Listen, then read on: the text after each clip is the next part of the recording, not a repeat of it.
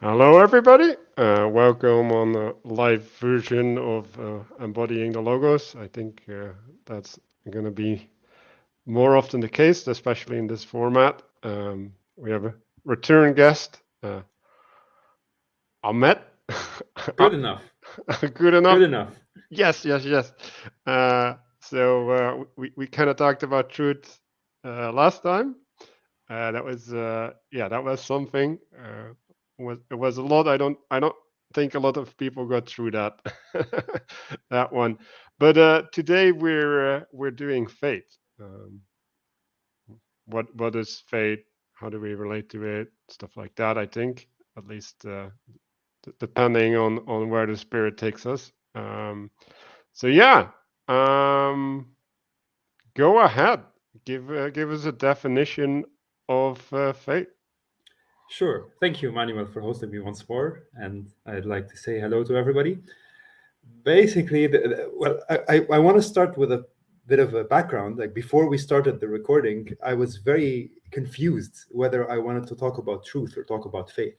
So I changed my mind like 1,000 times, I think, and I made Manuel switch his direction many times, and he had to shift certain things, which is very interesting because this is a point where faith started to appear for me in that point because I wanted to discuss truth because there was this should voice in my head that, yeah, you didn't give in enough justice last time, stick to it, be consistent. But like, to be honest, if I were being authentic with myself, the real subject that was sort of the lesson that was taking shape in the past 2 weeks and the vacation I took in the past two last weeks was faith, pretty much. And I think if I wanted to be more honest and true with myself, I would talk about faith right now. And it took faith to make that decision. It took, so I will go on to the definition of faith right now. Basically, I think faith is your capacity to trust that if you let go, you will be caught in a positive sense. So that if you listen, if you open up and you listen to what is there and you let go of what you already know, you will not lose control. On the contrary, you will find that you are being driven by things that are beyond you and above you, and you have just begun to track them as you let go. And when you do this process, the process of letting go, the process of actually initiating this letting go is extremely difficult. And once you actually manage to do that, you sort of remember what it's like to build maps in your head, to actually come to moments of revelation, like we discussed last time, by dropping the propositional, dropping what you already know, and just just setting an intention and saying, I'm going to do this now, and just letting your thoughts guide you, letting your intuition guide you. And even if it took you to weird corners, to weird places, which you never expected, that eventually it will take you to where you're heading. And it's not that you're heading towards a certain proposition, but you're heading towards that embodiment, that place without propositions, where you know the truth intuitively, where you know things intuitively. You're heading towards being, let's say. Well, you know, or you get to know. No, where you get to know, Right. where you get to know. Because it's actually where you don't know. It's actually that's a better way of putting it. So faith is the curve. No, that's two virtues at once. Faith is your capacity to not know so you can get to know. Hmm. The It, it bravery it to it is participation in not knowing. participation in not knowing, not in closing your eyes and saying, I don't know, but rather in opening your eyes to know how much you don't know. Hmm. Okay. Um, so yeah, maybe go into why you picked the subject a little bit. Hmm. Okay. Okay. You want me to elaborate on that? So, okay. For the past year, I got really fixated and obsessed with something. So, I like writing and I like music. And I've been told by many that I can be very creative sometimes, which I'm surprised sometimes to find out. But the thing is, When I'm told that I'm creative, that's when I can't be creative anymore, because then I start the ego starts working. It's like, oh no, we need to repeat this. How do we get this done again? And then you start overthinking things. But I noticed the past year that the more I practiced meditation, the more I practiced mindfulness and just being present in the moment, the more I could enter into that creative state where I'm not trying to impose anything on the work, but I'm just playing in the present moment, and the thoughts are just coming to me. The ideas are just coming to me. It's almost as if I am dialoguing with the ideas. I just ask a question and the ideas come to me. And like I have a manual now for this, how to get back to that state. And I really it the whole year, the whole lesson I learned was I was simply trying too hard to control this process. I just had an idea, a picture in mind of what I wanted to produce. And whenever I wrote or whenever I played, when it comes to music, whenever I played music or whenever I wrote something in an article, I would be dissatisfied and not it would not get anywhere. But eventually I learned, I called it the stochastic principle. It's my principle, is that you just need to start. You just set the intention and you start. You will not get the result you want right away. You will go into places which you never thought you should go. But eventually, if you keep your intention true and if you stay with the task you decided to do, you will find that you will reach the place you were looking for. So, a solid example, let's say I'm trying to compose a piece, or to write an article, for example, about a certain topic. My earlier approach would be, okay, I wanted to be like this. I wanted to be concise. I wanted to have examples. I have a list of features in my head. And then I wouldn't know where to start. Like, how am I going to get from here to here? And I just stay stuck there. I'd either just force myself to write the closest possible image to that, but I'd end up with something that's frozen solid, nothing that's actually has content. And with time, I eventually started to notice that I started hating writing and I started wanting to just distract myself from it. And the funny thing is that when I gave in to this desire to be distracted, that's when the creative thoughts started to come up.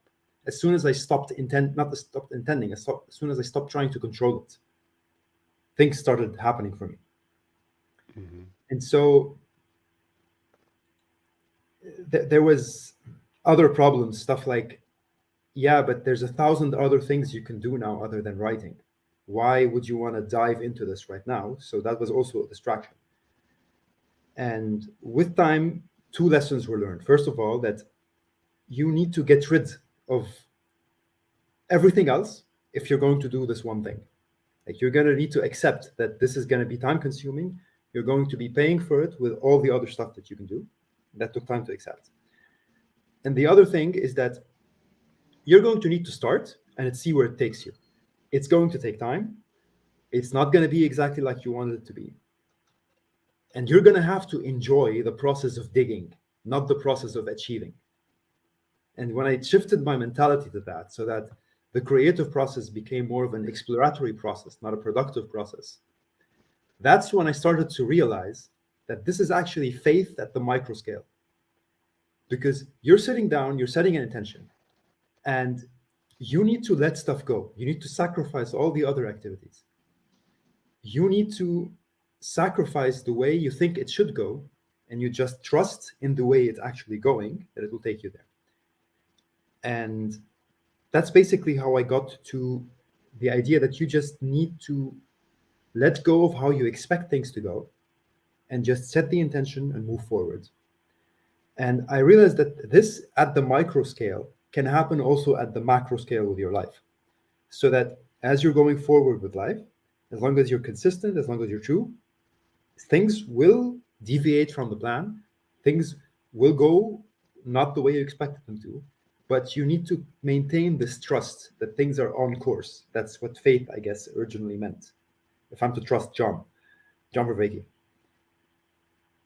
Da'at, or something like that. Mm-hmm.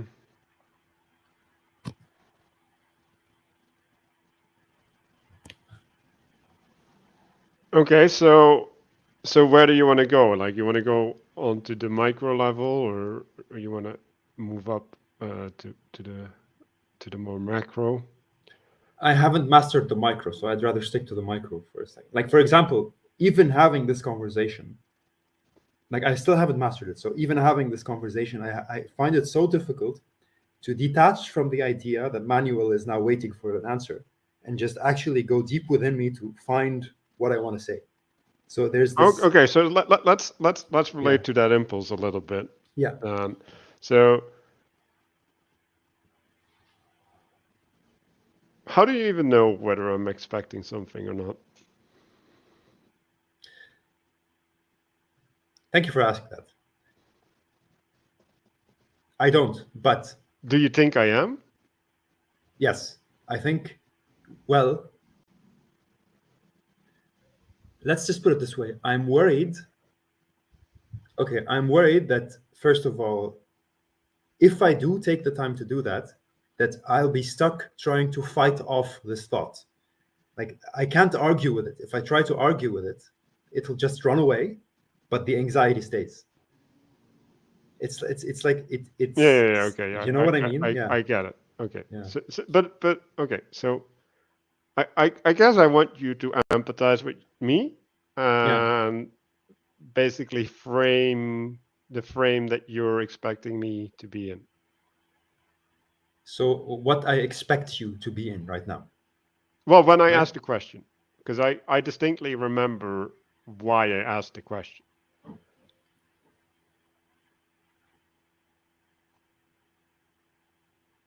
So I imagine that you're in a stance where you're actually in a stance where you want to just let this thing unfold as it is. Hmm. And when you find something worth noting, you will say it.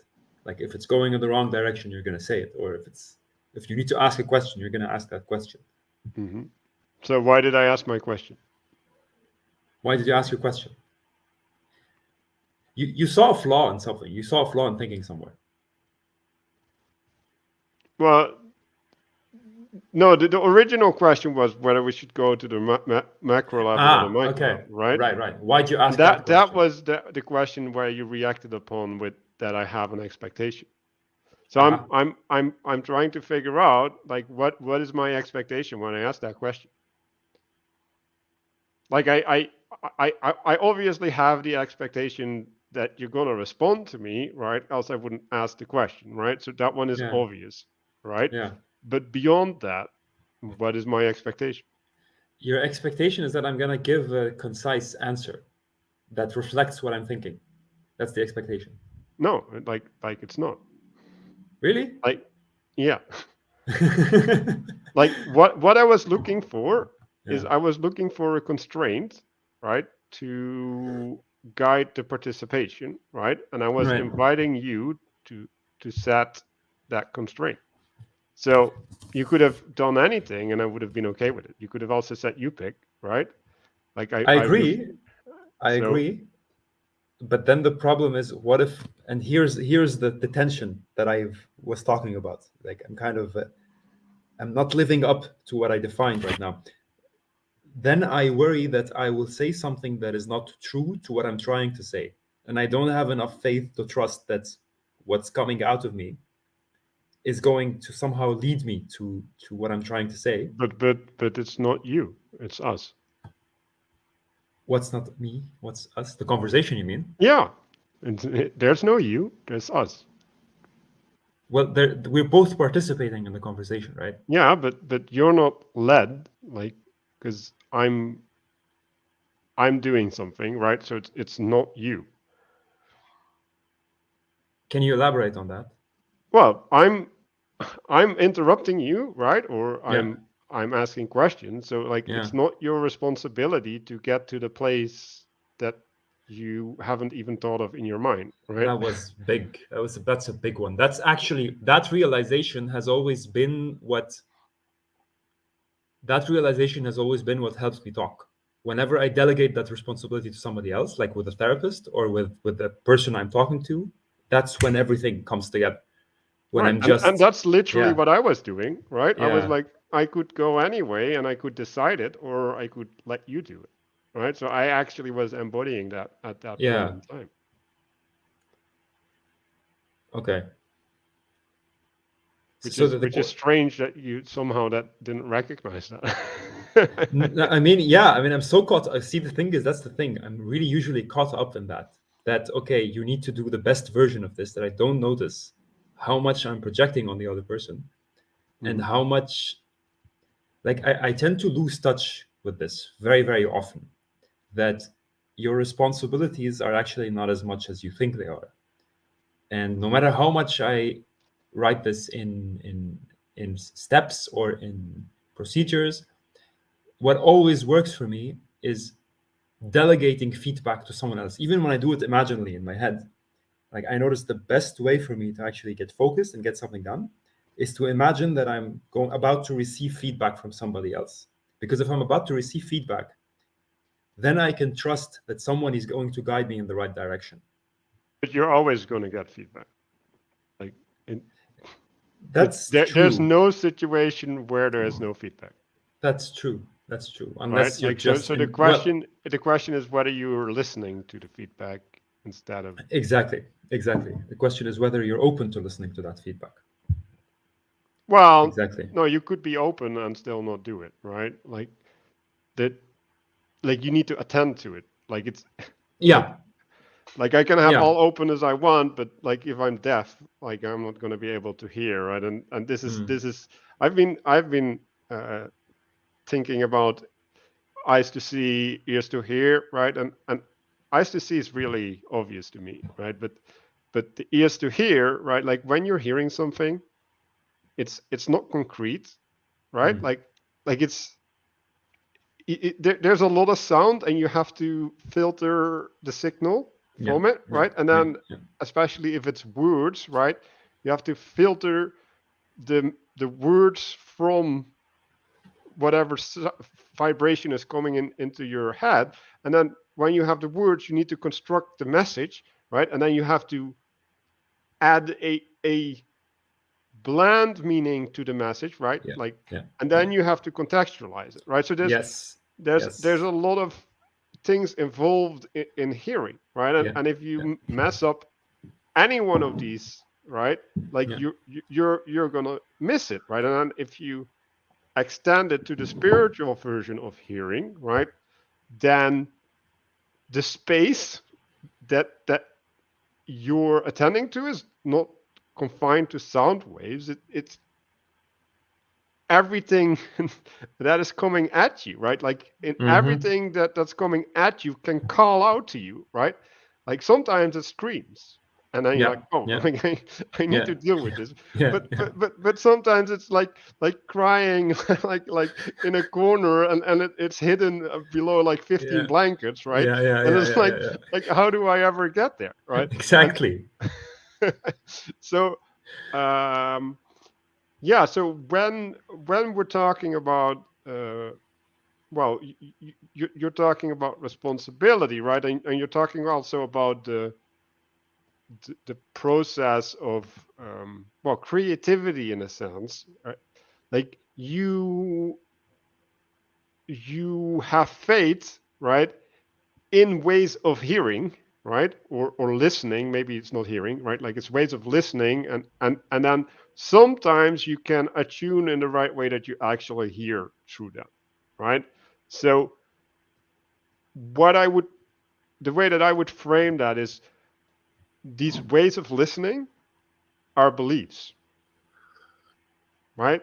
Like I believe that if I do this, right, or right, like it that's good, effectively, Somewhat, yes. There is a right? belief aspect to it. Yeah.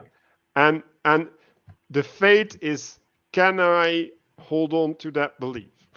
Like, can I participate in the belief, in the More state of like, believing? yeah, yeah, yeah, yeah, yeah, yeah. Let me try to rephrase that based on. So what you're saying is that faith is a matter of holding on to that belief, right? That's being in faith. Sorry, That's being in faith. right? Being in It's faith not is, what faith is. It's being yeah, in yeah, yeah. It's being in faith. faith. Being in faith is a matter of holding on to the belief that if you listen, you will hear. If you seek, you shall find. Hmm. Right? If you knock, it shall be opened unto you. That's faith is Right, but those holding. are different, right? Those are different beliefs. Like, because the ones that you've cultivated, right? Those are already there, right? So that's more in the level of trust, right? You trust in your ability to do this, right? Yeah, yeah. Um, and when you say if you knock, the door will open, right? That there's no trust there because like you don't know what's behind the door, or you don't know the door as such, right? Mm-hmm. So we're well, and you could maybe reframe that when you're playing with the fractal layers, right? But there's well, there's two directions that you can go, right? You can go to the land that you've already discovered and and map it out better, and you can go into the unknown, and there's fate has a different quality than when you're acting in fate in your map territory. Yes, absolutely. Yeah, absolutely. Fully. I know exactly. Yeah. I know what you mean. So there's a distinction between the trust and the methods I'm using, and Hmm. between actually letting go of these methods and just opening up to what's coming now.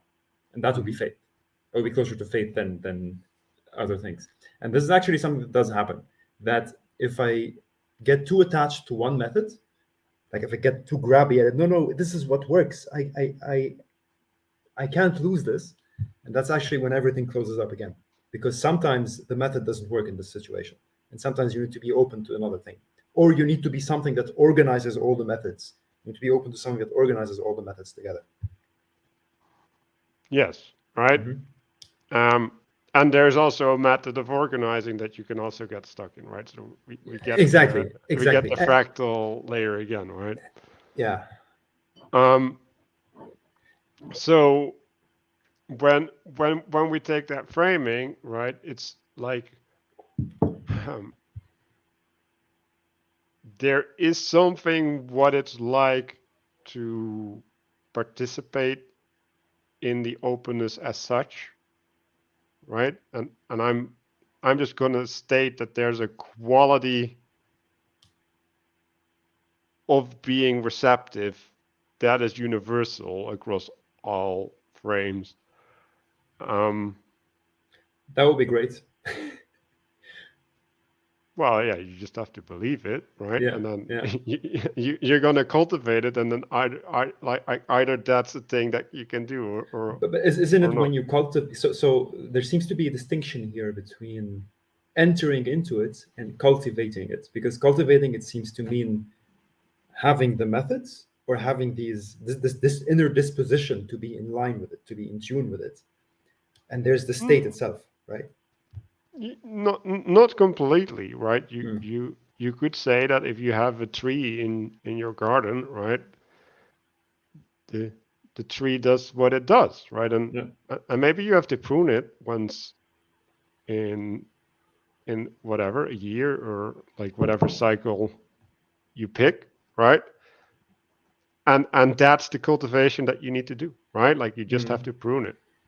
And so it's not so much that the cultivation is you adding water or whatever. It's no like there's too much of this, right? You're growing too much to the left, and if Mm. you grow more to the left, you're gonna fall over, right? So like I'm just gonna get some rid of some stuff in the left and shift my attention a little bit to the right, right? Like there's nothing wrong Right. with with attending, right?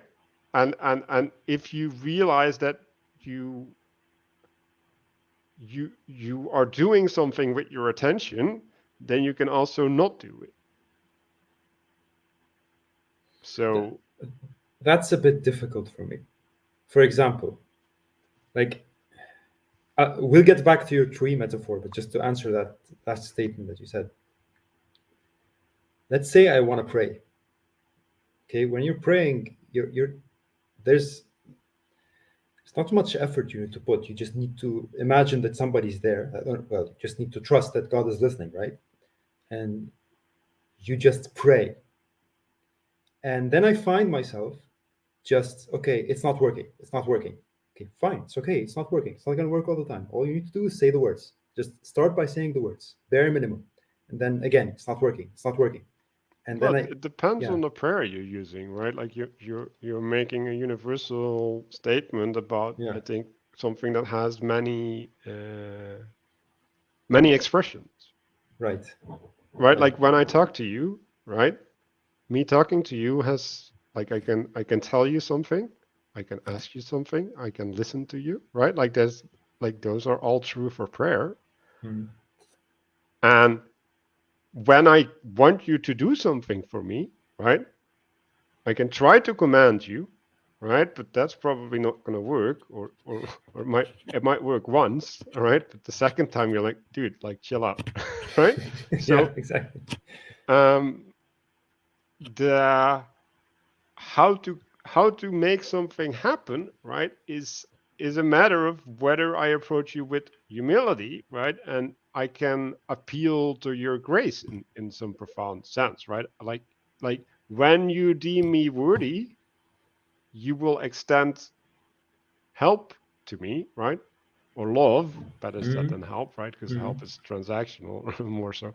Um, so the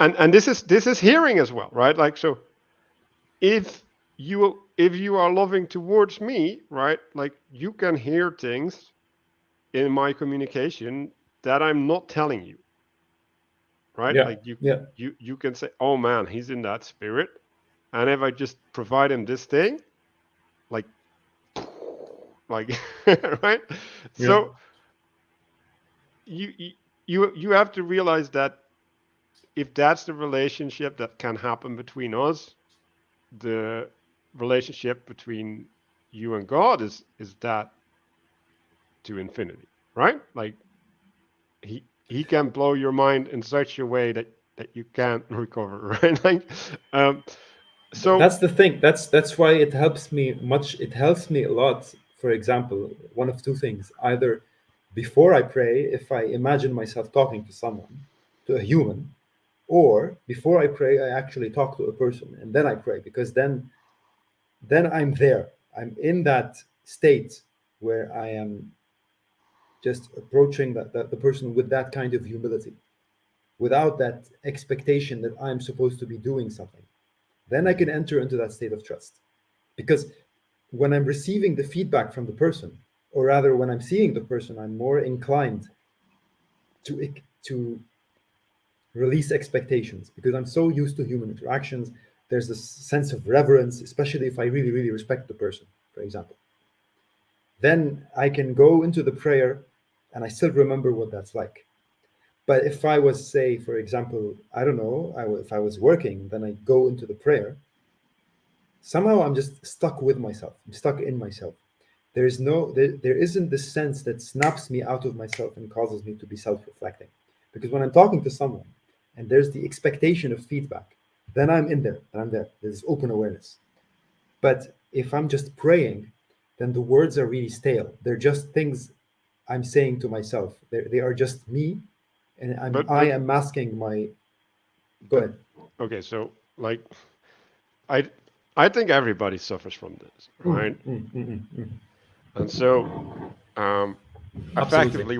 effectively what you're saying is I'm in a spirit, right? And I'm approaching from the spirit uh, prayer, and then I get stuck, and Exactly.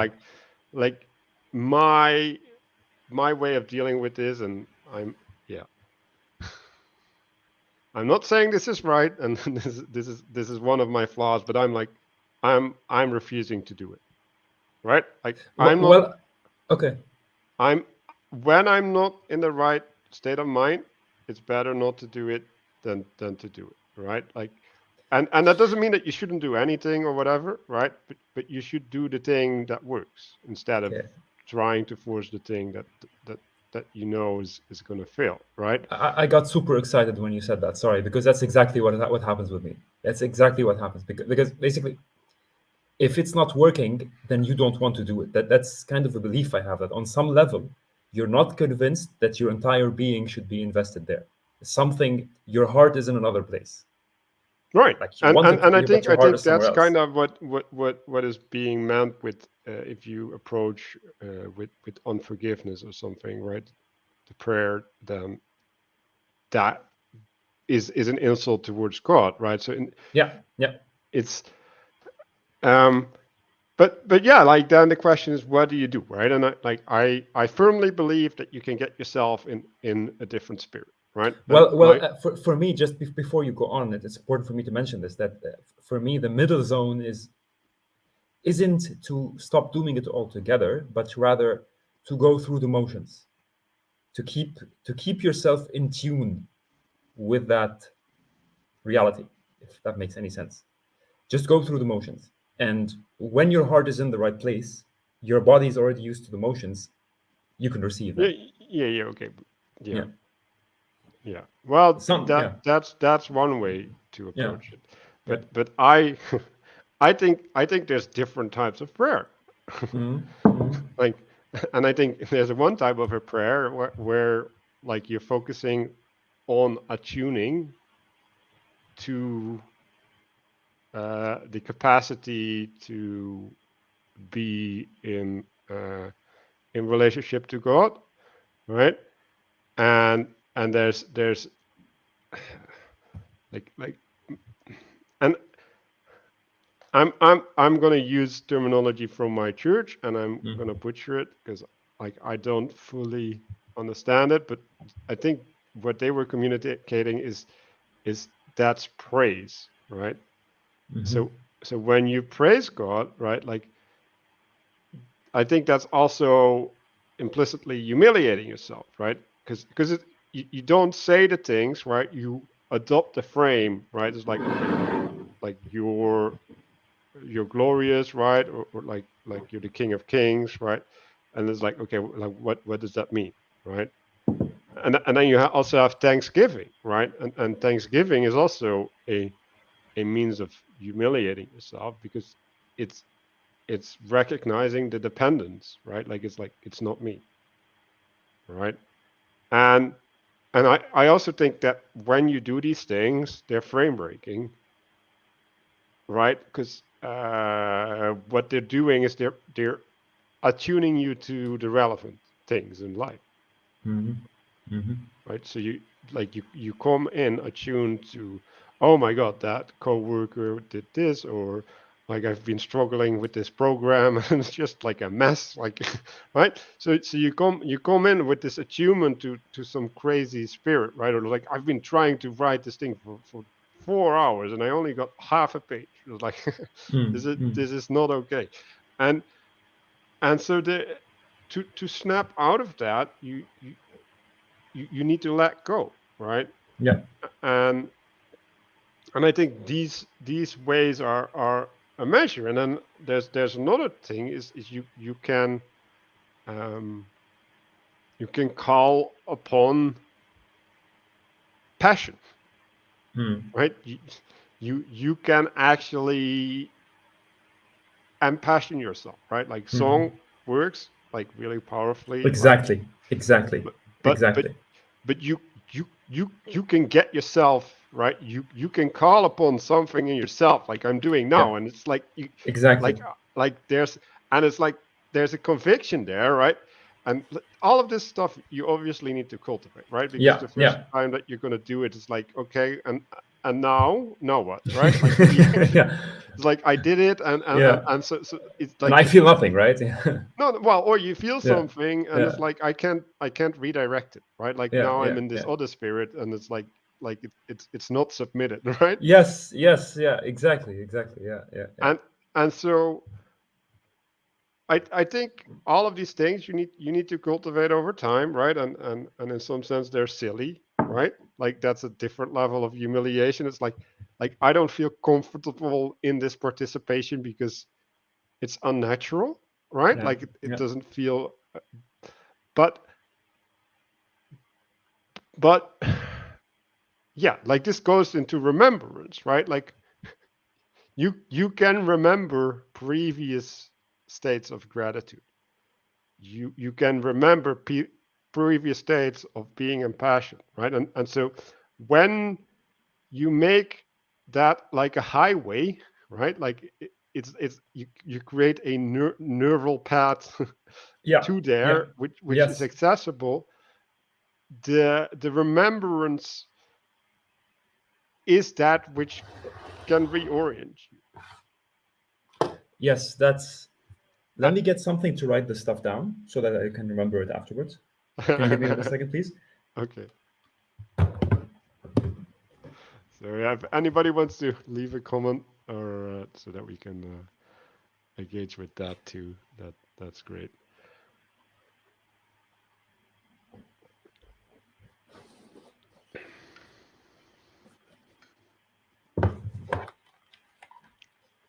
Yeah, because Yeah. I wanted to So be. Yeah. don't take advice from me apart from the fact that I'm uh, highlighting options, right? No, no. The problem is I agree with this. Not the problem. I mean, the The thing is problem is I the agree. problem.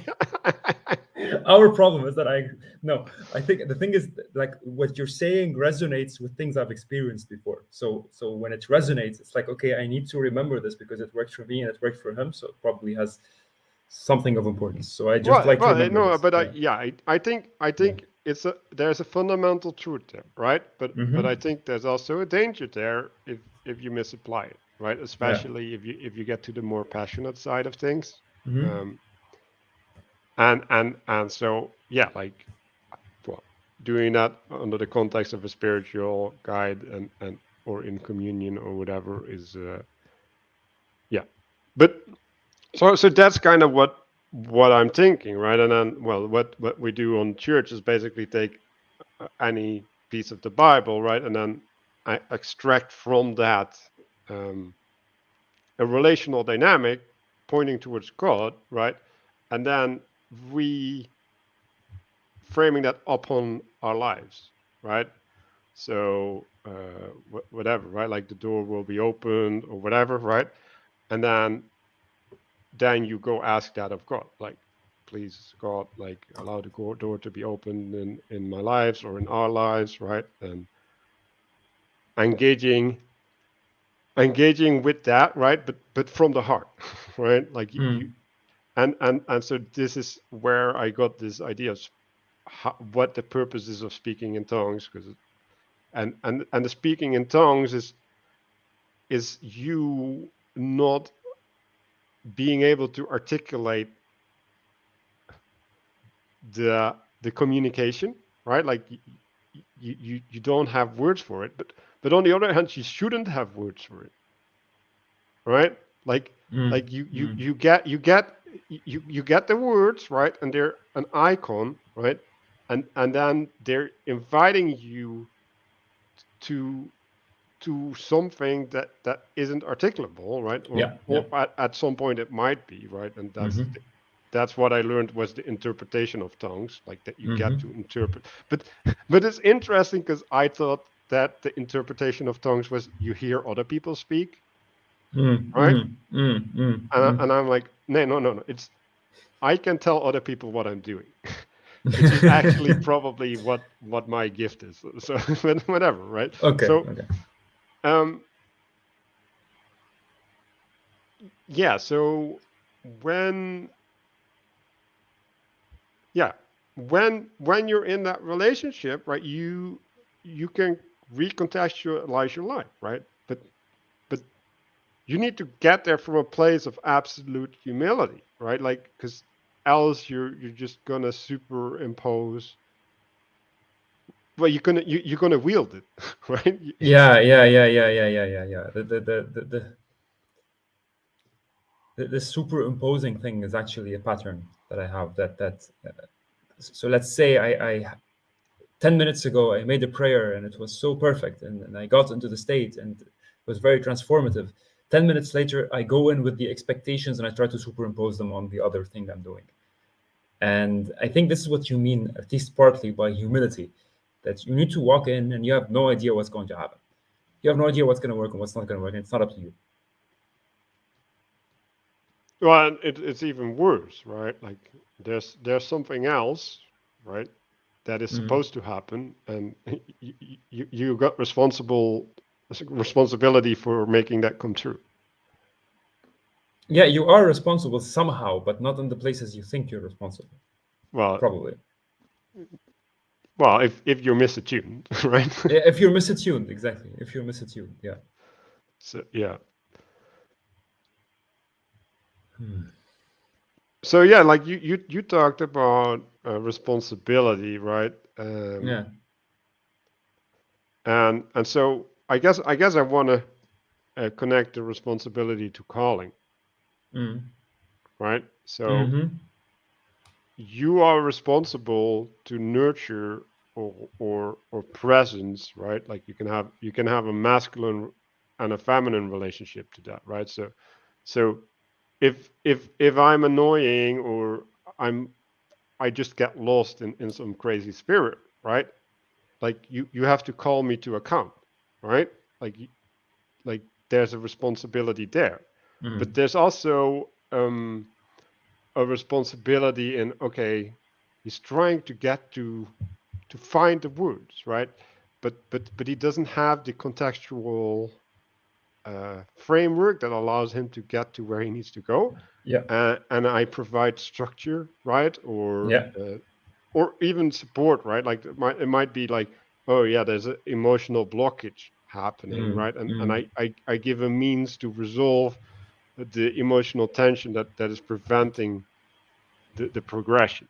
Yeah. Yeah. Yeah. Yeah. That pretty much very well describes the beginning of the conversation. At least what I was supposed to be trusting, and the way it should have been framed in the first place. Yeah.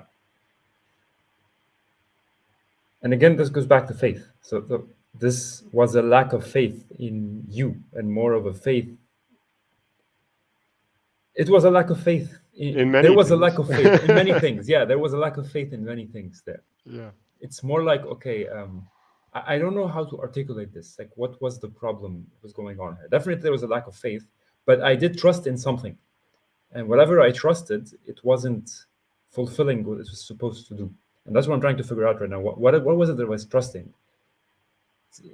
I think I was just trusting But my, why does it matter? so I don't do it the second time.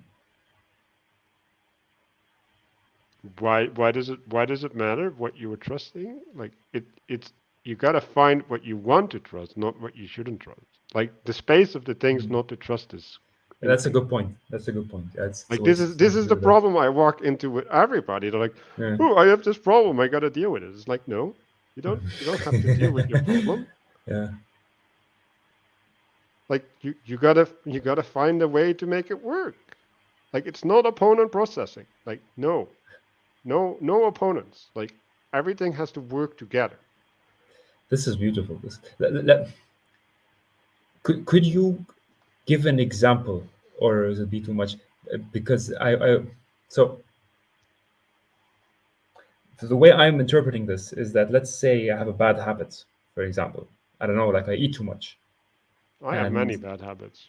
I mean all of us do, right? All right. Yeah.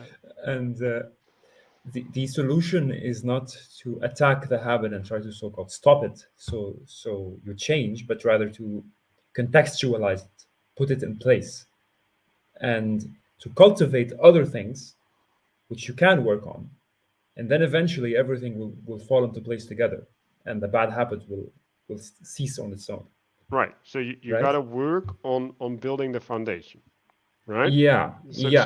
if you have a big foundation, right, and you're building up, and there's a branch here, right?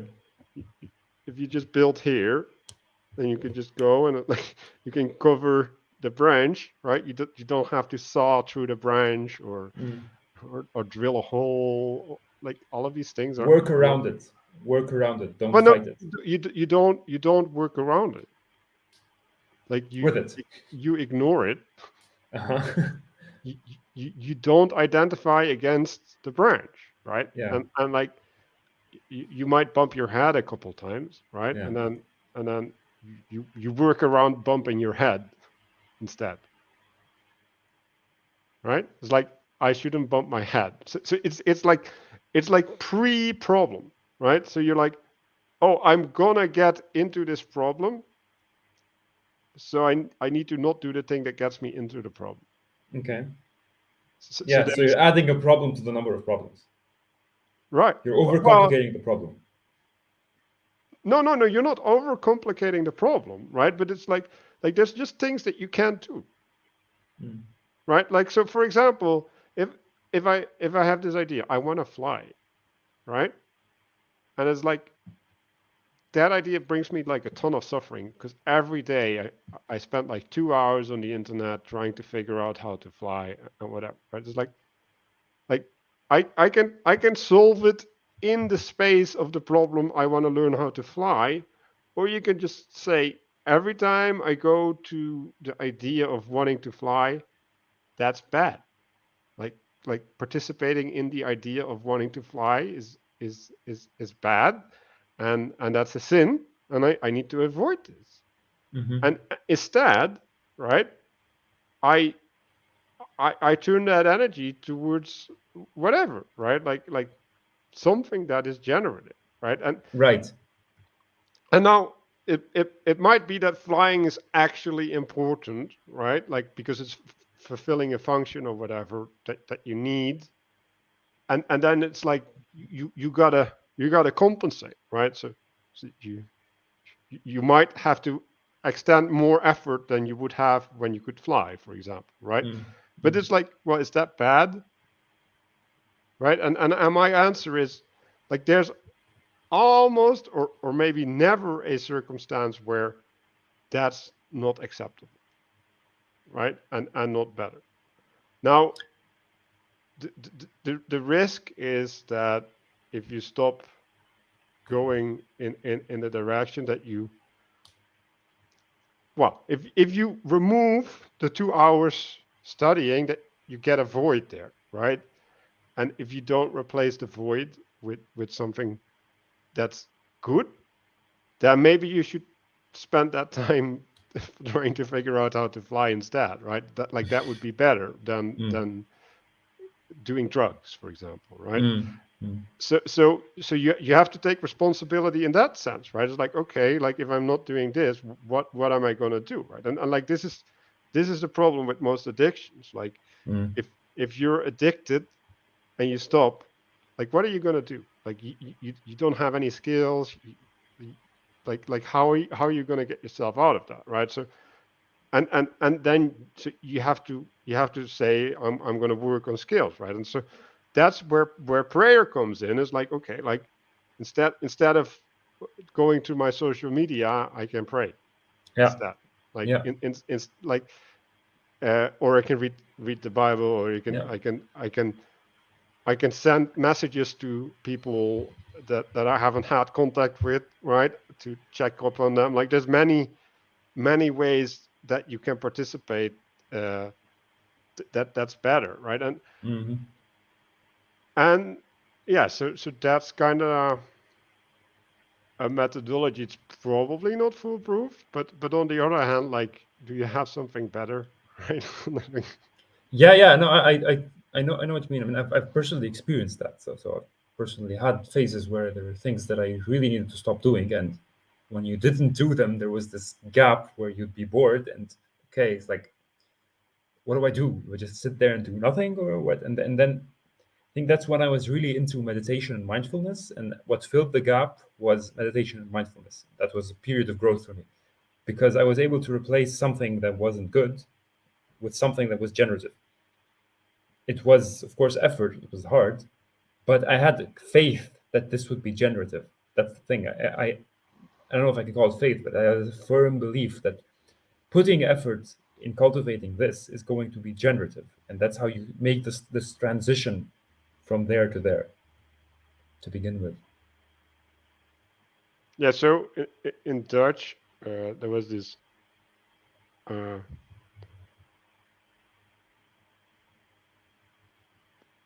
unhearing, right? Like there was this, and in English it was called belief, Hmm. right?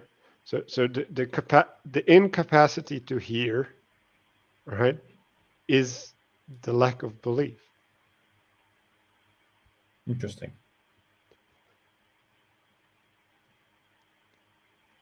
So the But here's the thing. Here's the thing. When you've experienced the hearing several times, right? Like many times, Mhm. isn't this enough?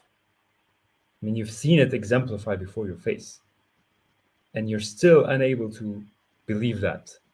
I mean, doesn't this tell us that it's either a learning problem or that belief is not enough? no, right? Like there's again, it's a fractal, Mm. right? So uh well, a lot of people struggle with wordiness, right? Like it's that's not really a problem of mine. I'm way too confident for that, right? But um this idea that you're not worthy, right? It's really fundamental, right? Because it's like it's not even an option for me to consider doing this, Right. Yeah. which is Right. actually the thing that I was appealing to remove negative stuff, right? But it's aimed like that skill is aimed at the generative, right? At the good, Mm. Yeah. in, Yeah. Yeah. instead of at the bad, right? Yeah. And then it's like, well, what's the story that you're telling yourself that is an acceptable way of conceiving of yourself, right? Mm. Like because right, if you go from the text, right, like first of all, you don't get to decide, and secondly, you are right, at least if you're believing, right? And the fact that you don't believe is the thing that makes you unworthy, right? Like it's actually making it true, right? Like it's self-fulfilling. Yeah. Like, oh yeah, Yeah. Yeah. Yeah. Yeah. Yeah. Yeah. you Yeah. don't Yeah. believe that you're worthy, then you're Yeah. not. Like, Yeah. Yeah. yes. Yeah. Exactly. This is very good. And okay, here's the thing. I think I realized why I asked this question to begin with. You're right. Yes, it is about belief, but changing that belief is not so simple. You may think you changed it, because I think this was my problem. That I think sometimes I reach points where I think, okay, I'm done with all the self-worth problems, but then they're still there. But Yeah, it's actually but it depends on the level which you engage in, right? Because exactly, yeah. if you look at the fractal Mm, and like this is God, right? And you're solving it here, right? Like there's this whole piece, right? And then like even if you solved it here, right? Like there's a pressure from the top or whatever, right? That can still crumble what is mm, below it, right?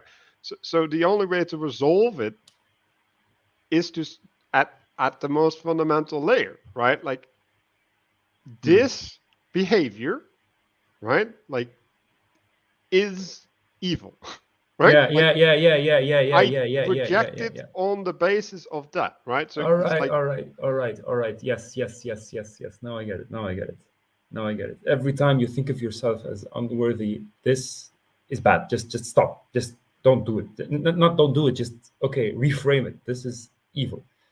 Just well, this don't belief. don't don't go down the trajectory that puts you on, Mm, right? Like do whatever else in some sense, right? Like obviously there's things that you shouldn't else do, but mm. like almost everything is better than following that road because well, you know where the road leads. Like it's not a secret. The thing is, it's sometimes it's difficult to distinguish these situations where you have low self-worth. Like, I'll give you an example. In the social stuff, at the level of social stuff, that's gotten much better for me. At least when I'm with friends, that's okay with me. But for example, at the level of religion, it hasn't penetrated there. And at the level of religion, I'm still somehow somewhat, or a part of me is somewhat convinced that these feelings of worthlessness are keeping me in check. And if I let them go, and I think that's to some extent true, if I let them go, then I'll be more lenient with myself, and I worry that means that I'll be out of control. It definitely has something to do with control. So this, Yeah, well, but you will be out of control, like yeah, by I know, definition, right? yeah, yeah. Like that's gonna be true by definition, right? Mm. So that's not the problem. The So, problem is whether that is a problem.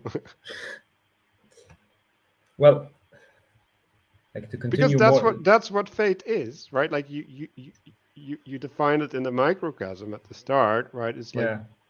it's letting go of the control that allows the thing to come forward Mm. so that I can participate in it, right? In its Yeah. being. Yeah. Yeah. Yeah. So well, if you believe in the fractal nature of reality, right? And if you believe that your observations on that level are correct, then why would you not believe that that is true on the largest frame that there is?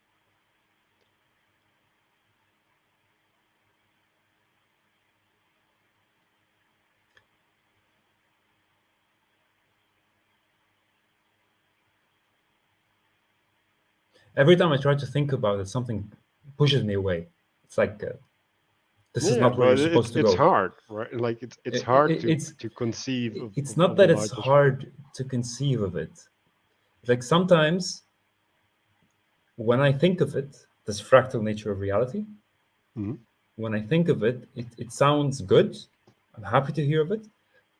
But then I don't know, something in me just says it's all in your head. This is just you have no proof for this. Oh, Like, okay. yeah, Well, first of all, yes, yeah, right? Secondly, also yes, right? Like it is yeah, in your head. It you don't have proof. Um, you're not ever gonna have proof until you yeah, actually try to participate in it, right? yeah. Oh, yeah, that's true. And even if you do get successful at sometimes it's not enough. You need to cultivate it for a long period of time until you actually see and have enough experience to say that this is the way it is. Right. And it's like um, if it's outside your head, right? Like it's still gonna have to be inside your head, right? And if it's not outside your head, it still might work inside your head, right? So like all of these questions are you can ask them or you can just say like they don't matter because like I'm still gonna have to try or Exactly. reject it, right? Exactly. You're gonna have to participate in it before you conclude any, and for a Well, no, while. you can reject it, right? But then you need to draw the implications of rejecting it, Like right? what? Well, I mean, like then, like I think every fate is based upon this principle, right? So mm, it's like then you mm, should not engage with fate, like, mm, mm, mm, mm. and if Ponder the performative contradiction. right, and Mm, like well, this is what happened to me mm, when I went to church, right? It's like I'm here, right? I'm I I don't foresee myself not going in the foreseeable future, so I just have to participate. Like, mm. else I'm a hypocrite. But it is like I'm here. Like something in me thought that this was a good idea, right? Either I'm gonna listen or I'm gonna reject it, right? Yeah, But yeah, like yeah, there yeah. was this whole sermon You're about either being fully in or you're fully out. yeah, like there was this whole sermon about being lukewarm, right? Mm. And the like it was a couple layers further than this, but like yeah, no lukewarmness, dude. Like that's no good for anybody. Mhm. Exactly. You're either in or you're out. Mm. That was also a part of what I learned. Not in the context of church, but more so in the context of, let's say I decide, okay, now you're going to write. Now you're going to sit and you're going to write. It's earlier what was happening was that okay, I sit and write, and I want the piece to be finished so that I can jump and do something else on my list later. but that doesn't Mhm. work because then you're Yeah. not fully there. No, you have to invest in it and you have to sacrifice the time for it. And with all of your being, take it step by step, and that's when it works. Otherwise, you're just gonna be on the surface because the depth requires sacrifice. Yeah. Mhm. And so yeah, then well, yeah, for me it's not a question, right? Mm. But again, right, like it's not blind faith. And like this is where all the spiritual people are like, right? They're going effectively in blind, or they're using some sort of system that hasn't been proven, right? And Mm. obviously they have no way of judging, right? Mm. Like Mhm. that's the problem. Like you don't have a way of judging, and like why are you buying into this, right? And are you can ask the same question for the traditional faiths, right? And it's like, yeah, well, you shall know them by their fruits, right? And then it's like, um well, what is the fruit of this person that's having the system, right? And or like translating the tongues, right? Like, okay, like maybe they actually had legit had whatever experience and whatever, right? But like, does that mean that they can articulate that in a way that you can participate in it? Yeah. Yeah. Yeah. It's like that's a completely different thing. Like Exactly. people can Exactly. be Yeah. authentic and useless, right? Like it's like well, yeah, like you can be saved, right? Like and still be an asshole in some sense, right? It's like you can walk in faith all the time, but if you don't integrate it within a community, and like you have all of these other fractal layers that are Mm. also Mm. resonating, it's like okay, but also no. Yeah, but I don't think it works. I think if it's genuine, if it's right, then it will affect all the levels by definition. It will flow over to other levels. I don't know. Yeah. Then again, I also don't know. So. Like that, like I don't necessarily think so, right? Mm. Like the I can well, I am certain, well, you can regress, right, in your Mm. development, Yeah. right? Like you can abandon things, right? So if you ever make a wrong assumption at some point, right? Like I see it all the time with these people with the materialistic framework, right? Mm. Or Gnostic framework, right? Like a lot of these things are Gnostic, right? Mm. So there's a wrong assumption there, right? And that's why they're teaching people. It's like, oh, if I just give you the secret knowledge, then, right? Because if you were truly, right, if you were truly faithful, like what would your issue be by submitting to the church? Like for real? Like at least you wouldn't contradict it, right?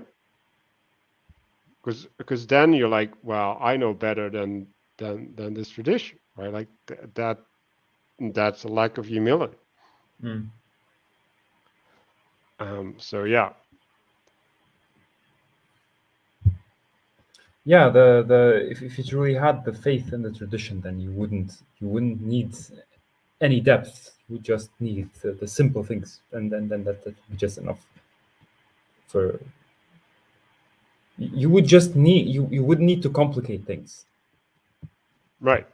if you had the Well, faith well, first. that's my experience, right? Like I built my stupid Tower of Babel, like all the way up the fractal layers, right? And Mm. then I was standing like I don't know how many steps, but I'm just going to say not too many steps below God, and I'm like, I can't go up, Uh-huh. right? And then you're there, and you're like, damn it, I'm gonna have to go all the way down. Yeah. Yeah, yeah, yeah, yeah, yeah, yeah, yeah, yeah, yeah, yeah, yeah. Shit, man, shit. This is resonates so badly with me. This is resonates so much with me. Yeah, Like, like this was one of my insights during this. For the past year, I've been so in love and obsessed with all the stuff about virtue, Platonism, the intelligible, mindfulness, cultivating a good heart.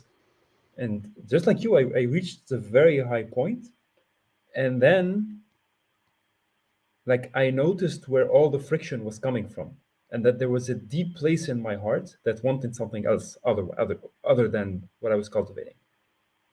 And I noticed that when the calling came, like when I had this phase with the obsessive thoughts about God and hellfire and all this stuff, I noticed I couldn't give it what I like. If I had enough faith, I wouldn't care. I wouldn't care what God was like. I wouldn't care what truth was like. I would just do it. But no, there was a part of me that wanted something else, and I had to go all the way down and face that. It's kind of I had to even undo a few things. It was a bit heartbreaking, but yeah, Yeah. it's pretty much it. Yeah, well, and you're probably and me too. Like I'm I actually know that I'm holding on to a bunch of things, right? Yeah, yeah. And then it's like, well, yeah, I have my reasons, and it's like, yeah, well, you always have your reasons, right? Like, I mean, yeah, if you're holding on, anything, any spiritual work is like trying to force a mold on something that does not want to be molded. And then you're just trapping it in there, and it's not really changing. You know what I mean? right, Yeah. and like that's why like I kind of refuse to do that.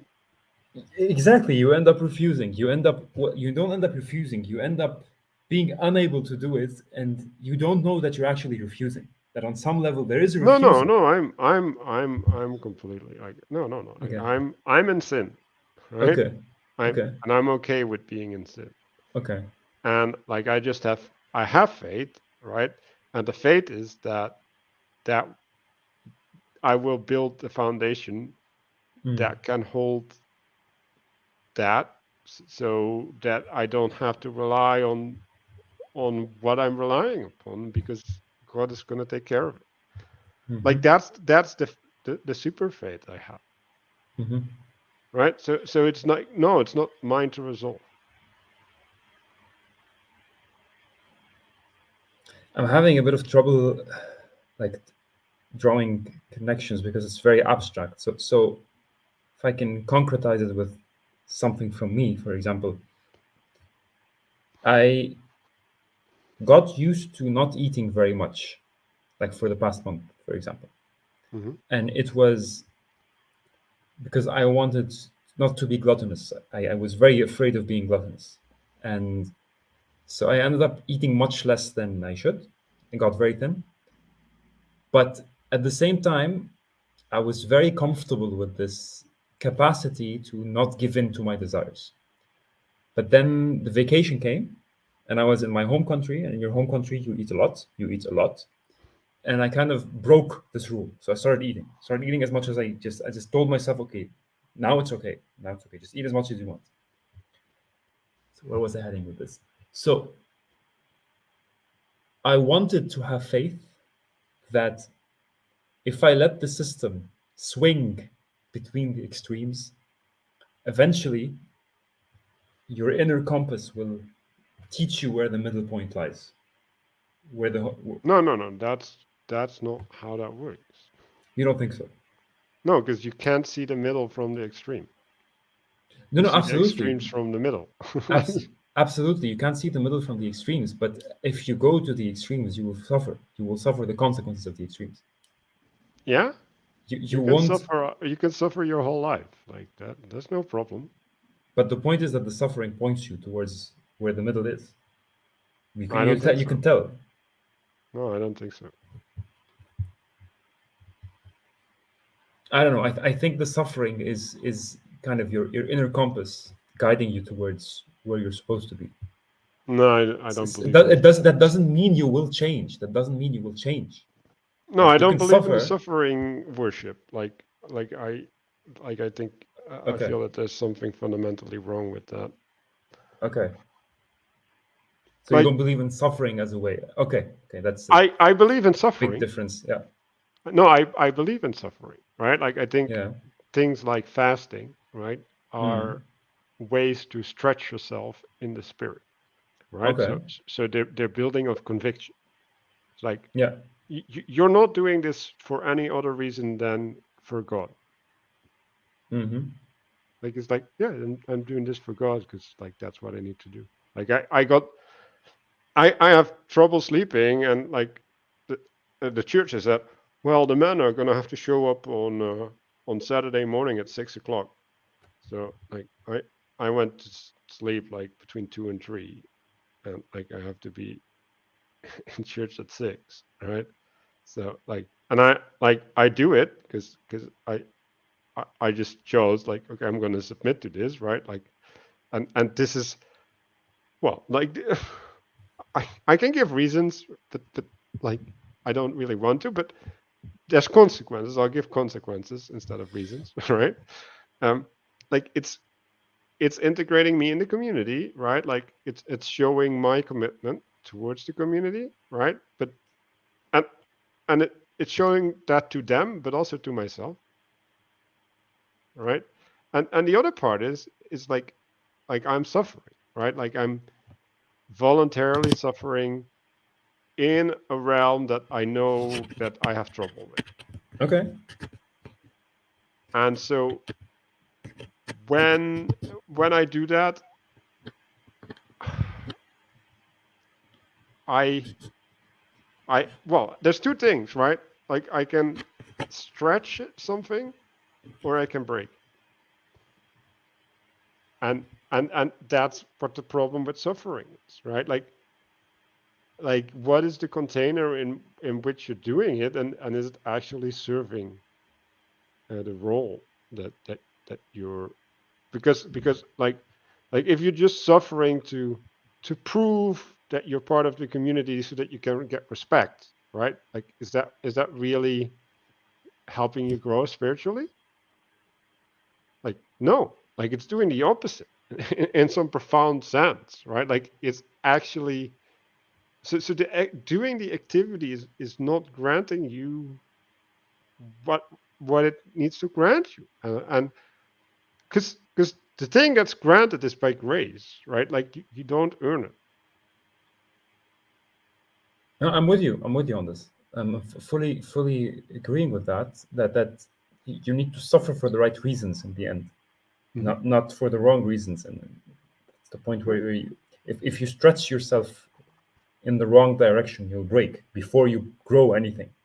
But if you stretch yourself in the right direction, you will grow as you stretch. But the point that I was trying to make is that,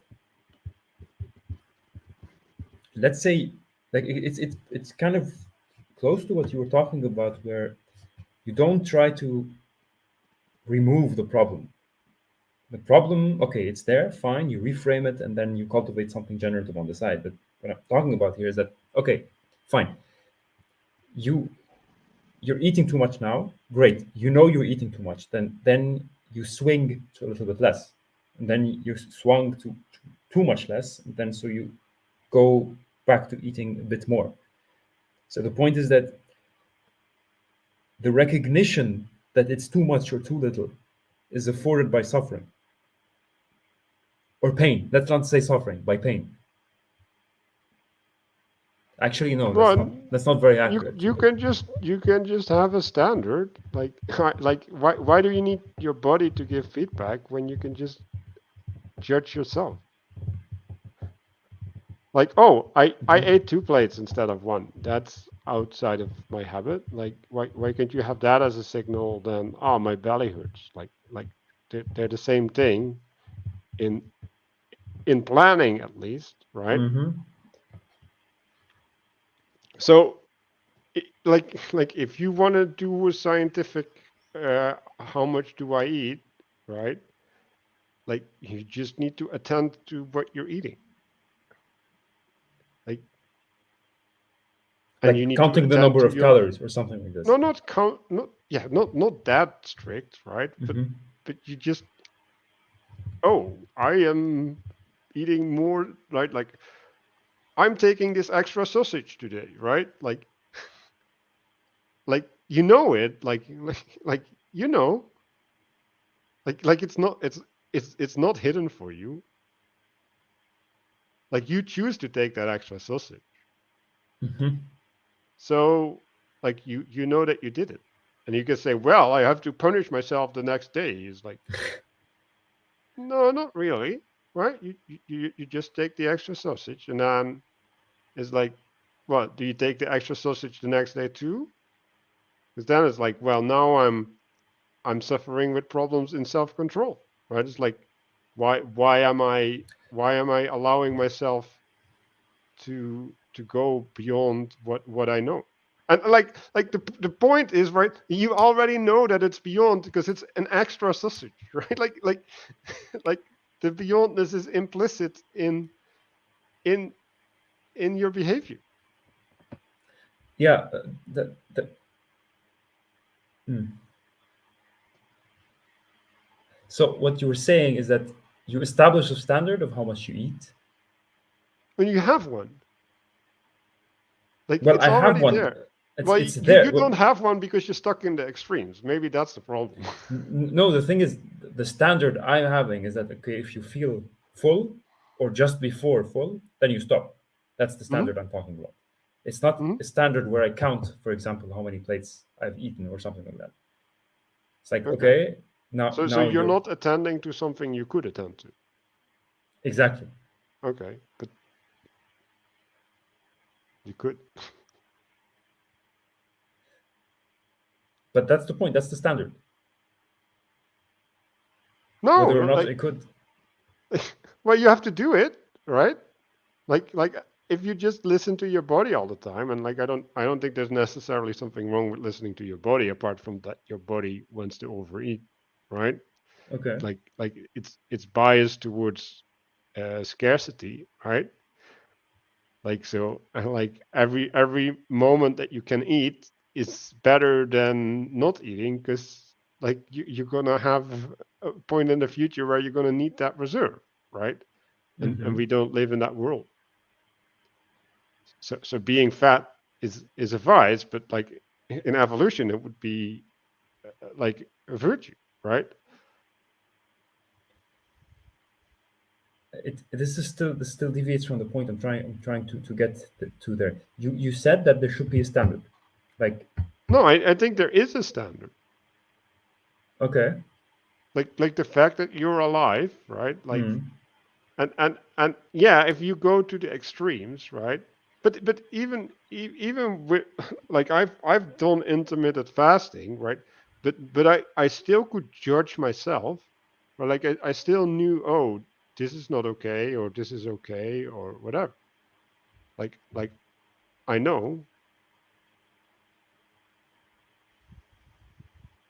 and it works. Like I'm not moving too much in my weight, so like I'm doing something right. so what you're saying is that you adopted the standard of intermittent fasting, and But I don't have it anymore. But okay, like that, like even with that intermittent fasting, like I had a sense, right? Like it's a sense, and like you have it too, right? Like you say, I yeah, overeat, right? Well, that means that you're going over a standard, right? right, right, okay, yeah, okay. And what I'm basically saying is that you need to swing a little But you bit, will, like yeah, like that's unavoidable. The okay. So question is whether you're obsessed by it or not. see, that's the thing. I think that's the difference here. That's where the part where where I'm worried. That's the part where I worry. That I worry that if I swing around my standards, so this is why I was defending the point so hard, because I worry if I swing around my standards, that's lack of self control. Well, it's lack of self control in one dimension, yes, Mm. because like if you don't do that, you are exerting control. Like, but but like I can give you 15 realms of your life where you do have that problem and you don't have that control. Mm. So like, why are you focusing on this one? Like, because Yeah, you're gonna yeah, you're yeah, gonna yeah, you're yeah, gonna yeah, hold yeah, those yeah. 15 balls in the air too, and you're not, and it's still Hmm. fine. See, this is what I meant by the swinging. So for me, this is already going in extremes. Like this swinging around your standards. This is, I worry that this is breaking your standards. And this is why I was saying that I need to go in extremes. So I think that my definition of extremes was different than your definition of extremes, because for me, deviating just a little bit from the standards, that's going into extremes. Okay, yeah, but Yeah, okay, but like you got to take a step back, right? It's exactly. Yeah, okay, why is this why is this important? Like why can't you just gain like a couple kilograms and realize that, oh well, I've been doing something, and like whatever I did, it was apparently not good enough. So like now I gotta kind of like take one scoop of rice less every meal. yeah. That's the thing. I have a lot of difficulty doing that. It's like for But that's a me, different problem. yeah, it is a different. That's the thing. That's the real problem. I mean, it's this. This is the line, and I have to walk exactly on the line. That's the problem. Like you see it in many different places in my life. Like when I'm given instructions, I become too literal. That's why I prefer doing stuff on my own. Because when people Mhm. start giving me instructions, I get very confused. Then I start Right. literalizing what they say, and I have to follow it. Like, have to follow the thread exactly like it's drawn. I need to follow Yeah, the. but you're not like because first of all, that's I know, impossible. I know, I know that I'm not. Like it's I actually agree. literally impossible. I agree. I agree with you. I agree Okay. that it's literally impossible. But this is the problem, that I think my literal interpretation, like I'm I'm But basically again, making a realization we here. can go back, right, Yeah. Yeah. to fate and unknown Yes. territory, right? Yes. Yes. So Exactly. when we're looking at unknown territory, right, Yes. you Yes. cannot literally interpret anything Exactly. because you don't have the capacity to relate it to your participation in being. Exactly. Exactly. Okay, right. So you just have to realize, right? Yes. Not understand, but to realize Yeah. that it is a fundamental limitation of you as an embodied creature. Yeah. I don't think I've made this realization yet. Well, to a certain extent, I have, but not enough so that it's already an integrated part of my being. Because as far as I can remember, this has always been the case with me, that I always tend to, not always, just in many aspects, when I care too much about something, I start literalizing and I start walking in a very, very, very narrow line, and I just shut myself off from any Yeah, natural way of but relating to it. you just have to question yourself, right? It's I like know, I know, but okay, like every time that you feel certain, yeah, it's like, am I justified in my certainty? Like what's the authority that is making it so that I can trust on my interpretation? fear. No, no, no, That's the no, problem. no, no, no, No, no, no, no, no. no. I'm Fear is serious. not an authority that I agree. I agree. no, but But that's that's a motivating factor. yeah, exactly. It's not an authority.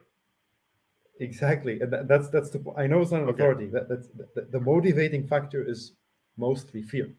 Like I need to reflect on this a little bit, but I think because the moments when I feel confident, like after singing, for example, or after I don't know having chamomile tea or something that can calm me down, that's not there anymore. But if I'm not calm enough, then I'm there unconsciously, implicitly, without even recognizing it. I think like Okay. I have But trouble distinguishing between fear and authority, because whenever I'm afraid of something, I project authority on it. You know what I mean? yeah, Yeah. well, okay, Mhm. but that's the distinction between salient and relevant. Exactly. Exactly.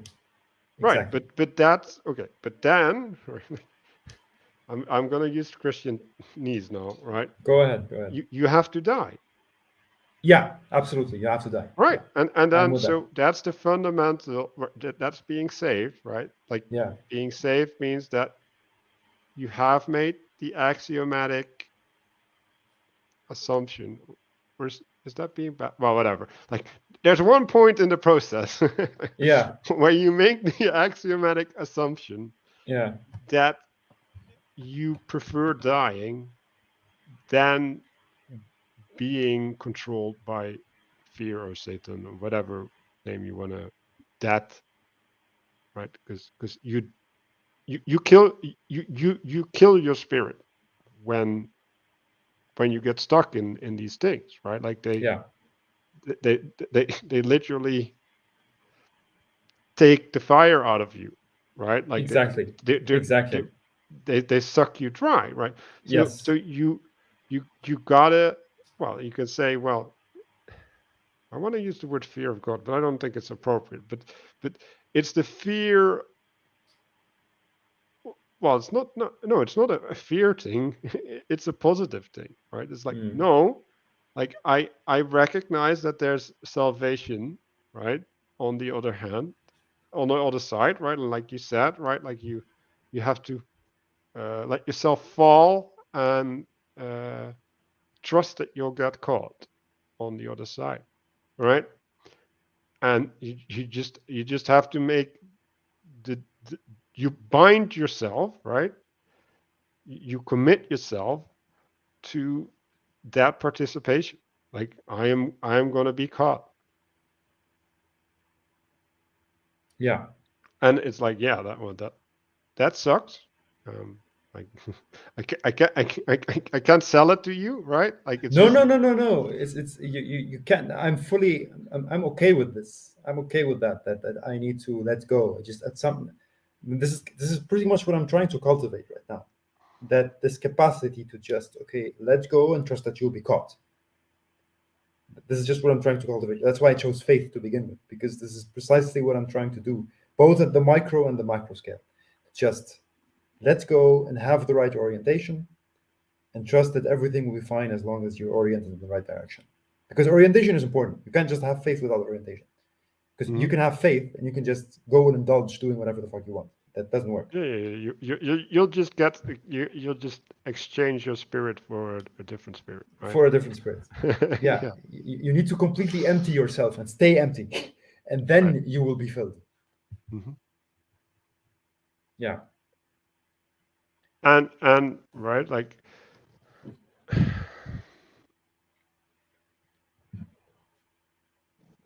well, so if we're talking about this idea of acceptation, right?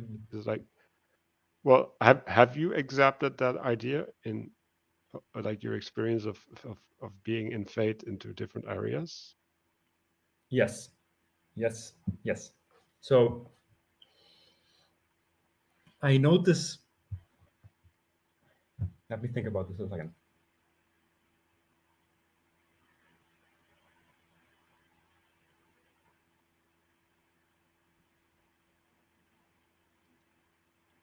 So the at least in the very beginning, the exaptation was happening from music and meditation into conversations with other people. So that when I'm having a conversation with others, I'm able to focus on what they're saying, not on trying to prove a point, not on trying to portray a certain image. I just drop my role. I disappear. If that makes any sense. I just focus on what the other person is saying and allow them to appear. That's one way it's been accepted. Now, Okay. Well, hold on. I want to invite you a little bit. And what does it mean that the other appears? yeah. So I'm listening to them and I'm not projecting anything on them. I'm not projecting on them what they're thinking. I'm not projecting on them what they're expecting. I'm just listening. So what's your experience of your projection then? Yeah, To have the for contrast. example, when I'm talking to you, there's always I always project that this role that this guy's really experienced, this guy's really smart. I need to do everything he says. Hmm. This is literally what I project. And then, like as I'm talking, when I'm really truly listening, this self, this inferiority complex drops, and I'm just listening to what you're saying. I'm just trying to make sense of what you're saying, trying to take the words, relate them to my experiences, relate them to what I already know, and then trying to see if your words still make sense together. And then I ask you questions to make sure if I understood you correctly. And so what is the inferiority complex changing in that dynamic? Like, how's that So, different? so how is it different when okay, so when I have the inferiority complex, it's like he's right about everything he says. And so basically, when I have the inferiority complex, I'm just internalizing and absorbing everything you say as I'm interpreting it. I'm not trying to question whether this actually applies to me or not, whether I actually agree with it or not. It's just Okay, like, okay, yes, sir, you're right. Yeah. but when I hear that, I'm like, that's not possible. Like what you just told me, like that's not a thing you can do. Like I don't It's not a believe. thing you can do. That's the thing with the molding again. It's like I think I'm doing it, Hmm. but I'm just doing it because I'm afraid of some idea in my head that if I don't do what you're saying, if I don't do what this wise man is saying, then I'm going to suffer consequences. So that Hmm. it takes you telling me that okay, you're just projecting this on me, that I remember that I need to question it. Like that's it took maybe a few conversations with us, and you pointed this out several times, and now it's actually starting to come integrated in me. That it took people pointing it out, like, how do you know this is what I'm thinking? How do you know that this really is the case? And then I was able to start integrating it and questioning So it every so time. you're adding you're adding a layer of interpretation on me. Yes, and I don't realize it as adding. For me, this Right. has always been there. Like I'm so used to doing that. I think it kind of runs like we were kind of raised this way, and But you're not doing that with everybody, right? Or if you are doing it with everybody, you're not doing it with everybody in the same way. definitely, Okay, definitely. but then like if do you, do you see like if you're not doing the same thing with everybody, that means that you do have discernment about it, right? Like Fully agree with you. There okay. is discernment about it. Yeah, yeah.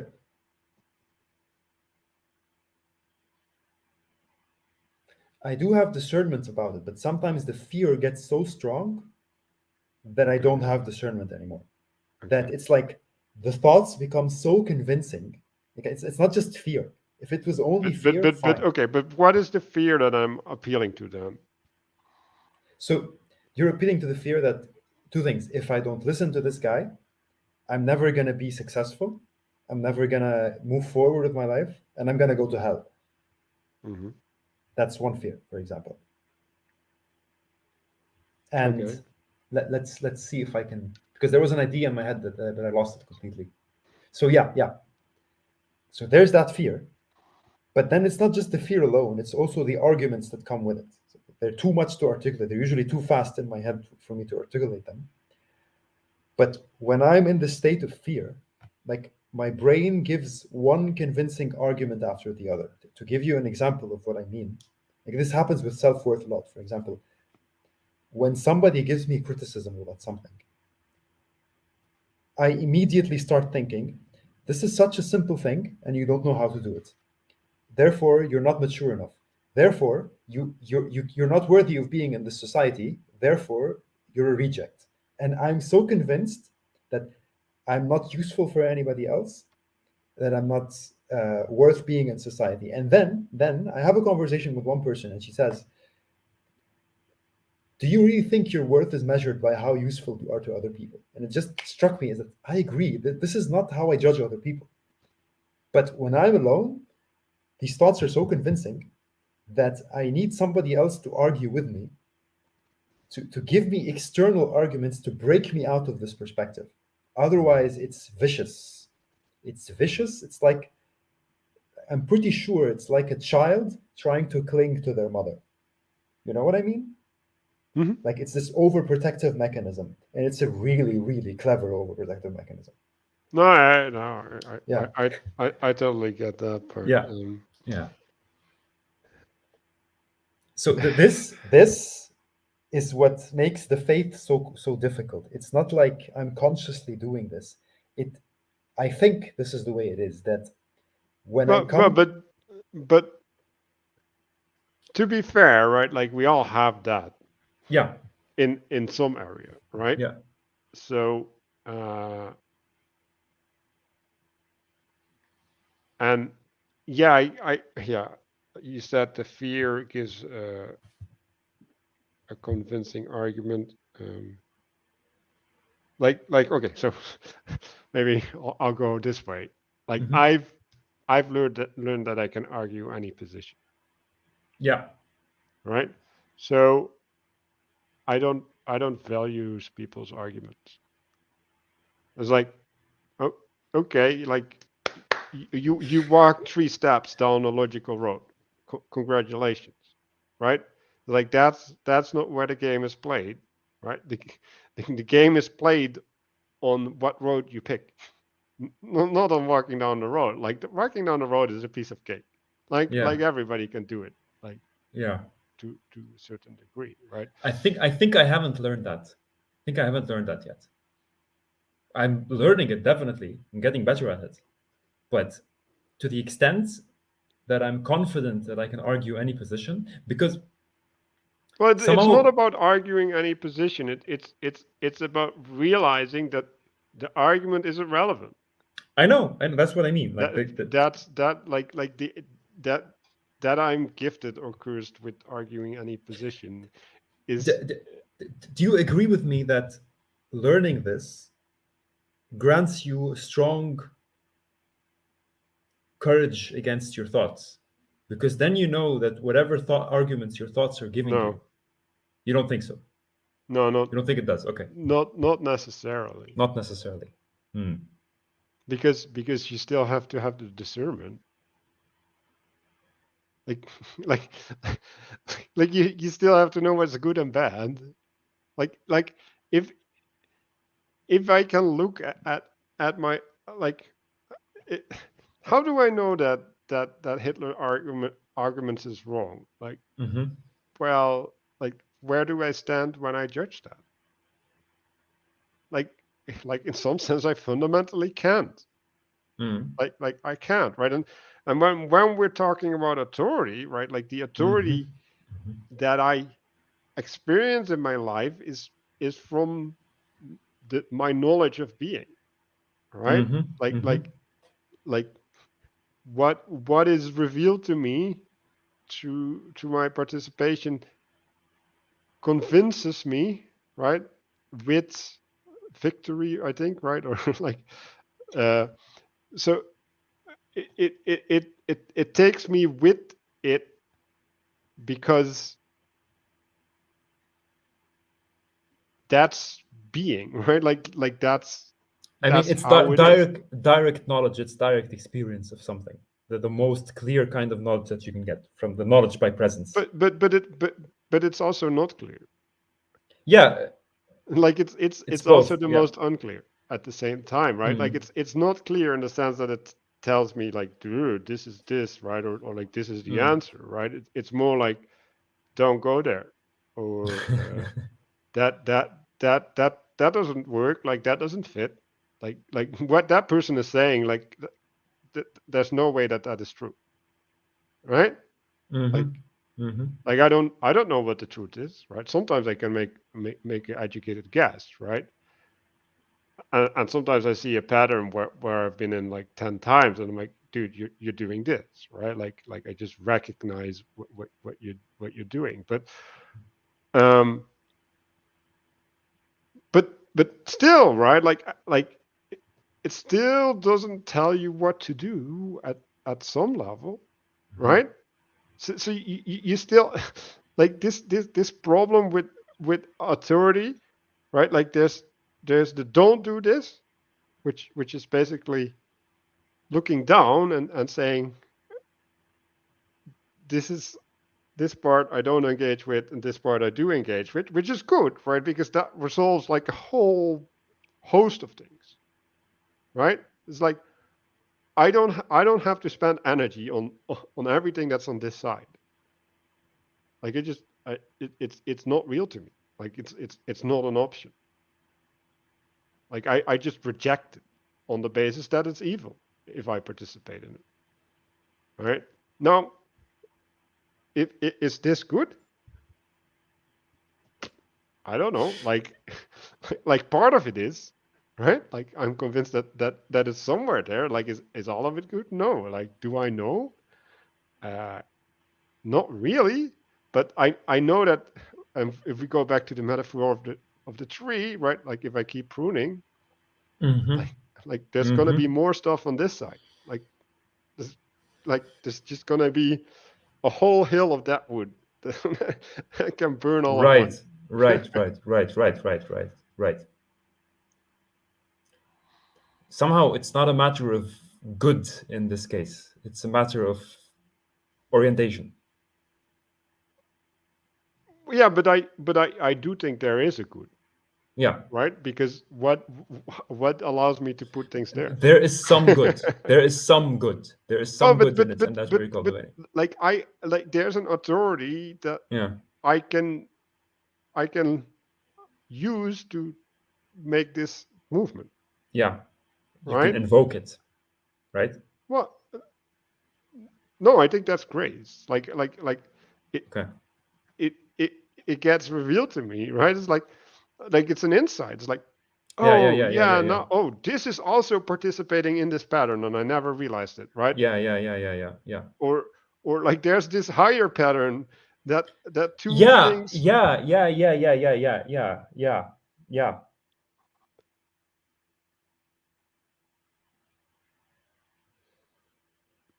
So And it's either that I'm crazy, it's either that I'm crazy, or that I don't have enough faith to trust when I make these realizations. Because I've made these realizations before. Oh, this is this pattern.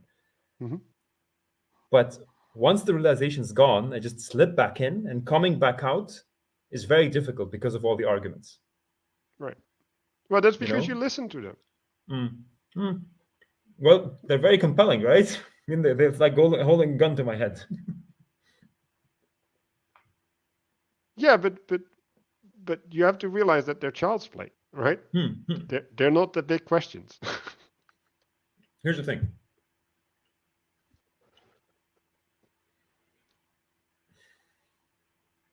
So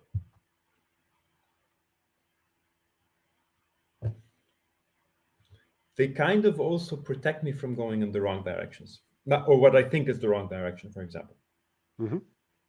So there's two parts of me. There's a part of me that goes, okay, no one religion has a say to the absolute truth. There are many ways to God. As long as you are consistently doing good, as long as you are consistently following the path with good intentions, you're saved, you're fine. Then there's the other extreme that's saying, no, there's only one, and you need to look for it, otherwise you're going to hell. Hmm. And I And think that I'm part, going to disagree with both. you're going to disagree with both, yeah? Yeah, Okay. because it's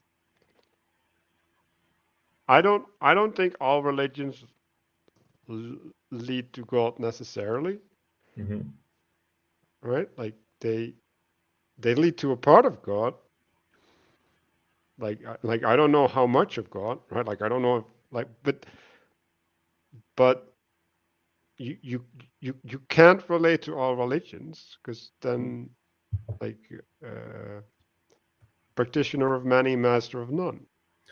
No, it doesn't mean that you're a master. It doesn't mean that you practice many at once. You need to commit to Okay, a but path. why is it relevant? Like why would you put that in your frame? If you practice one religion, then practice it and ignore the rest. Like why you Because what if it's not true? well then it doesn't matter because you're practicing the one that you picked. Like I don't understand. See, I don't get the argument. So what I'm saying is that Like there's these two options. you have bound yourself, right? Like if you've bound yourself to untruth, right? Either God will save you from it, or you're fucked. Exactly. Okay, well And if then you have to and trust God to save you from your stupid decision. Like,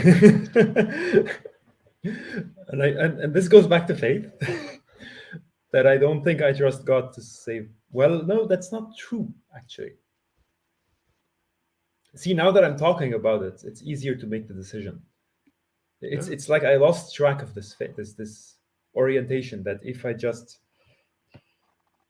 I think no, actually no, to be honest, I think a part of me I think it's a part of me still thinks I'm somehow gonna miss out if I go down that road. That Yeah, you are. well, I am gonna miss out, but here's the Yeah, thing. like the definition of going down the road. Like That's you're not what not I going meant. down another road. If I'm missing out for something that's worth it, that's great. I don't mind that. It's good. The sacrifice is worth it. I'm happy to do that. But Mhm. well, you shouldn't be. If it's a sacrifice, you're not. Never mind.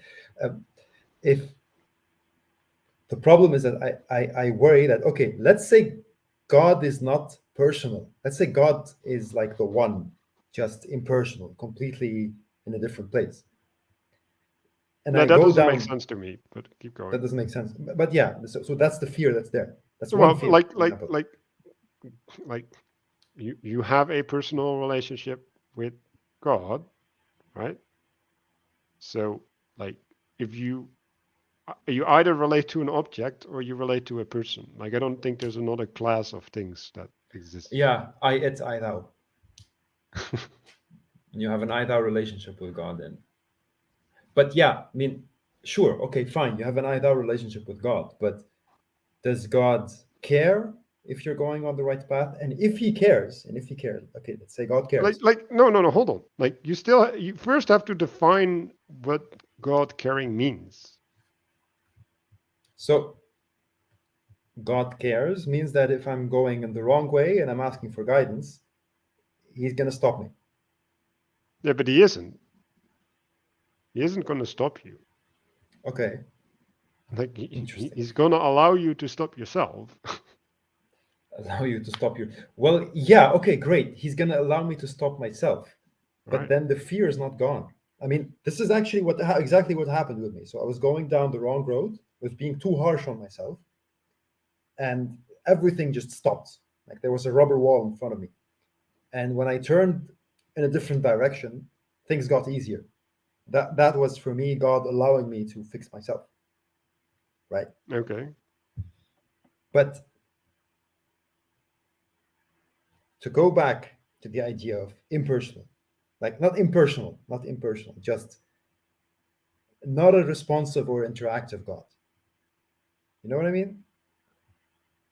So No, it I'm doesn't make going on a sense. way. I'm going Okay, in a. like am I responsive or interactive with you? Yes, you are. Why? Because I ask you questions and you react. You talk, you speak. Oh, okay. So like if you ask God questions, does he speak? I don't know. I You hope don't he does. hear.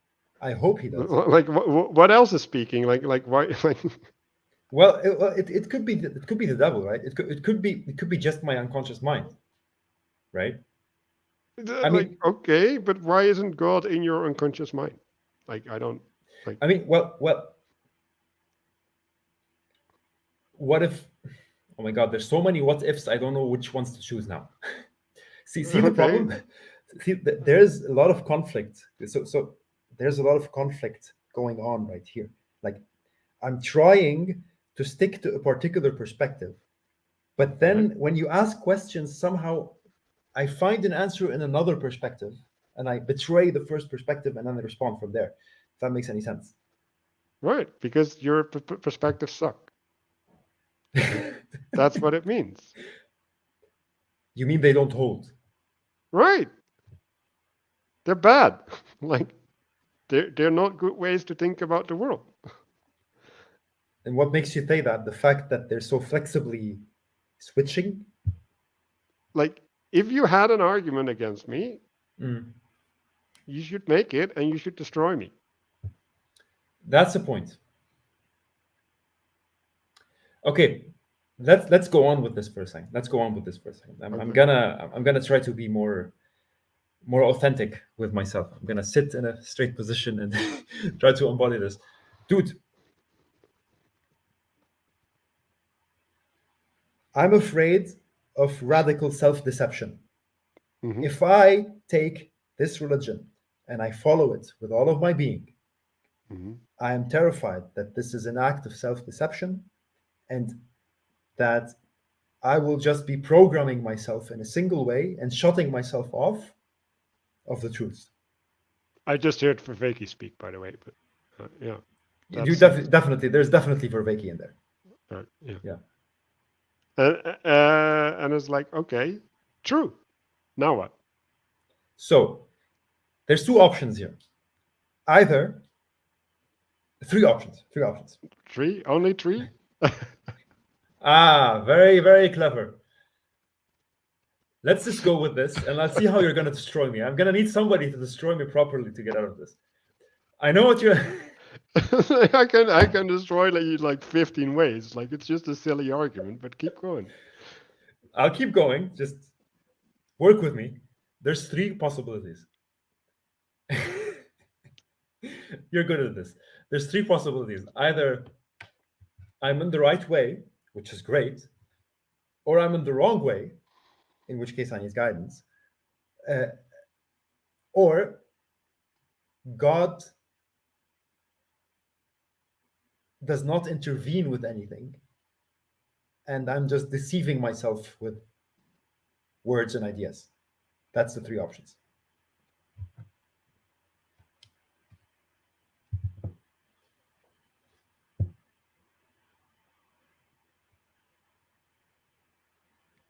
Yeah, I want you to expand on the third one. The third one. So Yeah. Spinoza's God. Mm-hmm. You know Spinoza's God? No, not So fully, but so it's God, it's just an inanimate what creator like clockwork thing. Is that it? something like that. Yeah, exactly. Yeah. Just Okay. clockwork. Yeah, that doesn't make sense Tell me why. because you are still finding his fingerprint, right? In his machination, Okay. right? And the realization of the fingerprint has a spirit that is acting in the world. So fractally speaking, going back to the top, God is involved in the world. That's what you mean. Yeah, he is acting like he has to be. No doubt that he's acting. No doubt that Well, if the he's one acting, is then you acting. can interact, right? Why? Well, you can, sure, okay, sure. You can interact, you can participate, Okay. but is it But really then you're the same way you interact that you and but I interact? that's the way that I understand Plato talking about dialectic actually. Like I think Okay, if this is what you mean, then I'm with you. okay, what So, well, so yeah. okay, go ahead. So if I were to speak about how I would be convinced of things, like the way we are to interact with God is not like I interact with you, but it still needs to be an either relationship in the sense that I need to ask, I need to listen to what comes, I need to act on that. I need to trust that that the way the world works is that everything is predisposed to wholeness. Everything is predisposed to coming together as a whole. Life, Life, that's God. That's basically the act of the God and bringer of life. the Yes, bringer of life. And right. the way you trust God, that you trust this principle that exists everywhere, that if something is off the path, it will be redirected to its course as long as it's open to it.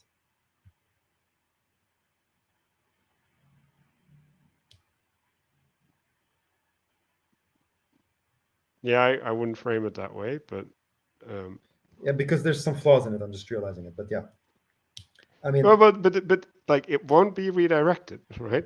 It can redirect itself. it can redirect itself. Yeah, Exactly. that's a distinction, right?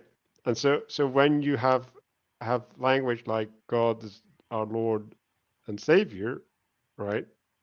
That means that he's the holder of salvation, right? And the surrendering of authority to the Lord is that which allows us to do the correction, right?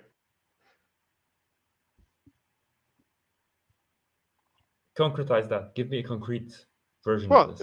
like you cannot correct yourself if you find yourself more important than the imposition of correction.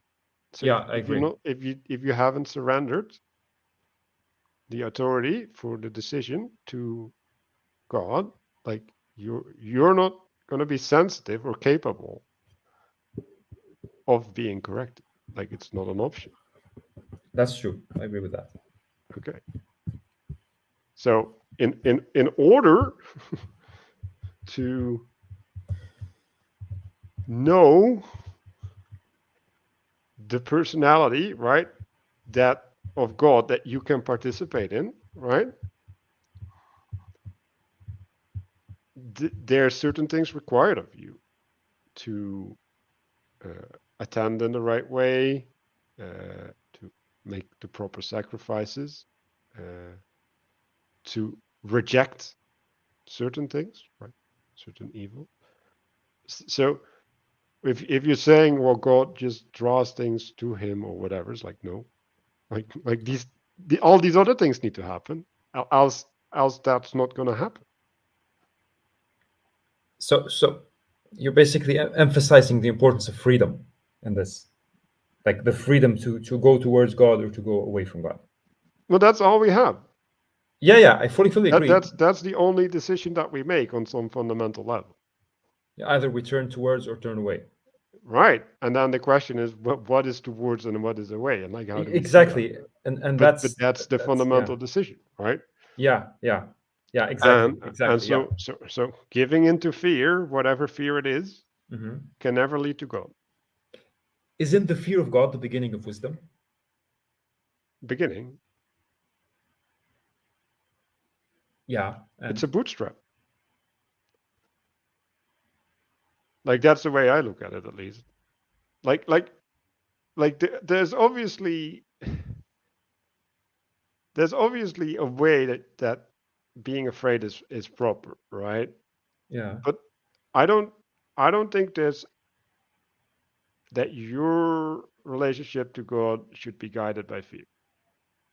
Like I think that that is fundamentally wrong, and that's a lack of faith, like I want to believe that badly, what you're saying, right? but for me, there's just what's screaming in my face is what you said a few minutes ago. The fear of God is the beginning of wisdom. The fear of God is the beginning of wisdom. So that's just screaming in my face right now. Right? Yeah.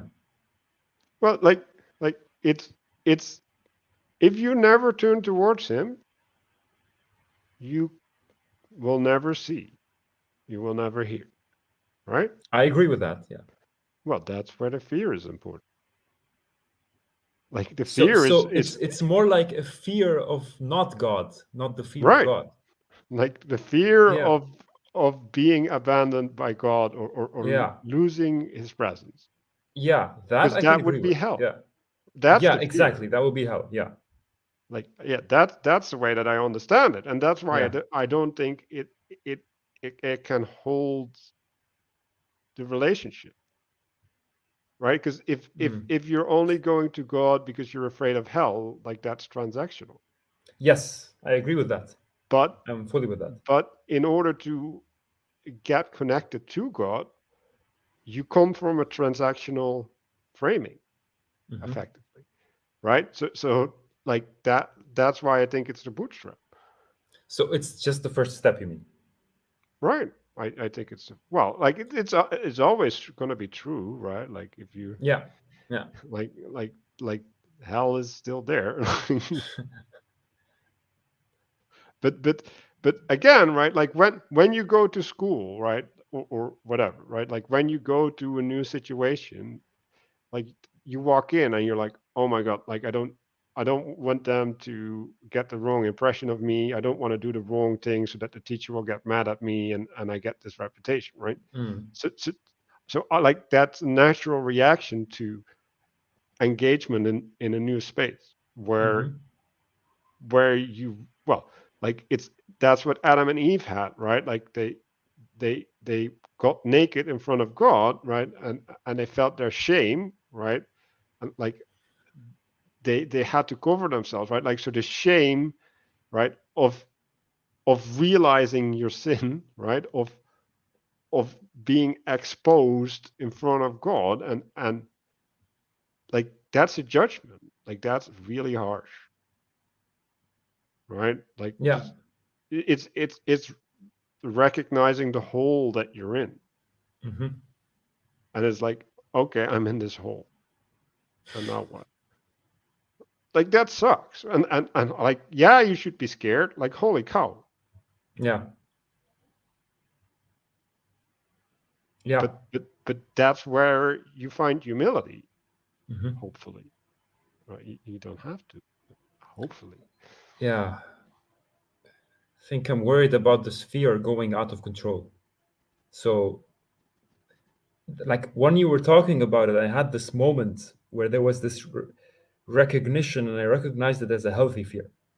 So it's like, whoa, like I'm here, and I'm kind of, I have this body, and I need to impose order on it. Otherwise, like, let's just talk about the metaphorical version of hell, where like I'm in a state where I'm addicted to something, or where I'm in No, poverty, that's for not example. metaphor. That's real. But I mean, yeah, okay, great. So there is this realization that if I don't impose order on my body, if I don't act in a way that is in accordance with the way things are, that I'm going to decay, basically. yeah. That for me is a healthy fear of God. And I don't know if you think this is the fear of God. Yeah, I think that is the fear. Okay. Mm-hmm. And Okay. and and that's fractally true, right? Yeah. Like like like there's always when you look up, right? There's Mm-hmm. always well, maybe not always. Like maybe you can get to a state where that's not true anymore. But there's gonna be a long time, right? Yeah, definitely, definitely. I'd rather not think about that. Where you're always gonna see something above you, Yeah. right? And you're like, oh yeah, I'm not living up to this. Like, Yeah. Yeah. Yeah. Yeah. Yeah. Yeah. and in some sense, you're like, you throw up your hands in the air and say, God help me, for Mm-hmm. I am a fragile creature that doesn't know up from down, and like, I am not gonna be able to do this alone. Right. Right. Right. And like if you're gonna take on that task by yourself, like yeah, good luck. Like you might even get there, but like then what, right? Yeah. Okay. So let's say I don't take this task on myself. Let's say I do walk this path of trust, right? Of faith, Hmm. where I just open up my arms, dear God, I have no idea what to do. Please help me. Hmm. What's my role there? What do I do? That's the thing. You keep That's asking. you keep. And you study well the Bible, right? Like to to ground yourself, right? It's like okay, like this is what it looks like, like like this is the discernment I need to have because you need the grounding and the But discernment. here's the thing. Here's the question of religion comes in again. Like, why the Bible? Like for me, No, I can then just do the don't same. use the Bible. Like I'm not gonna have this argument. Like it's like Yeah. okay, you cannot do it, and then you're still stuck in your problem, or you can just do it. Like it's up to you, dude. Like you can suffer in hell all you want. Like I'm not gonna get you out of it. Like that's all up to you. Yeah, I think, see, that's the problem again. That's exactly why the three arguments pop. Okay, they're no longer three. The two arguments pop up. Like, you have to choose a way, and you just then have to try it, and you see where it leads. And what I'm terrified of is that I get stuck in a cycle of self-deception. So let's say let's Right? say, Do you know what the road leads to? no, I don't. Okay, but like, do you know what the promise is? No. Well, I know what the promise of the road is, of course. Well, that's a Okay, good then question. pick your promise. Like, That's a good question. That's a good question. That's a good point. That if it fulfills its promise, then that's a measure that you're going in the right way. If it doesn't, then it's a measure that it's not going in the right way. In a sense. mhm. Like, fair enough if you don't understand the promise, right? But it's The like, thing is, with here's the thing. I think this is the reason why I'm terrified. It's kind of particular about my understanding of this religion, that the promise may never be fulfilled, that you mhm, will see that you're going in the right way. I have this idea that I may be stuck in this phase where I'm just unsure, mhm. and it's only in heaven that I'll be able to realize, oh, you did. It's only when I die that I'll be able to find out, and not anywhere during the road. No, no, That's, no, I think, no, no. There's heaven on earth for sure. yeah, Well, not on that's. earth, but I in mean, life, there's this in heaven. your life. Yeah, there's the heaven in your life, exactly, and that's the part I think that's getting in the way. That I think I might be stuck, just forcing myself to follow something that I'm not sure of, where I don't have any faith. I'm just stuck trying to trample over my doubts because I had that phase before several times. Mhm. And I'm worried about if I enter into a relationship with God through this, that this is going to happen. That I'm just going to be neutral about it the whole time. There's going to be no sign that I'm going in the wrong way. There's just going to be, oh, no, you just have to trust it. No, No, no, no, you just if have to you're trust it. neutral, that's a sign that you're on the wrong way. Like, That's true. Well, that's true. Yeah. If you're neutral, this is like, on the wrong. like, like you cannot be neutral in a relationship. Like, then Yeah. you're betraying your relationship. Like, that's no, don't do that. Okay. I'm gonna be honest with you. What thought popped up right now? I'm gonna need to. This is kind of a decision that worries me, that I'm just being. I'd rather not say this in public. It's fine. I'd rather not say this in public. I can Or say it after the conversation. we can talk. Make a note. Yeah. Yeah, I'll make a note. Make a note. Yeah. Yeah. So I think this issue is basically the most fundamental, like this issue faced But basically. again, right? Like, I haven't made a counter argument. Hmm. It's like, so what? So That's what my what? counter. Well, it's like, okay, you're in this dilemma. No, so what? Like, I'll agree to you that you can't solve it from where you're standing.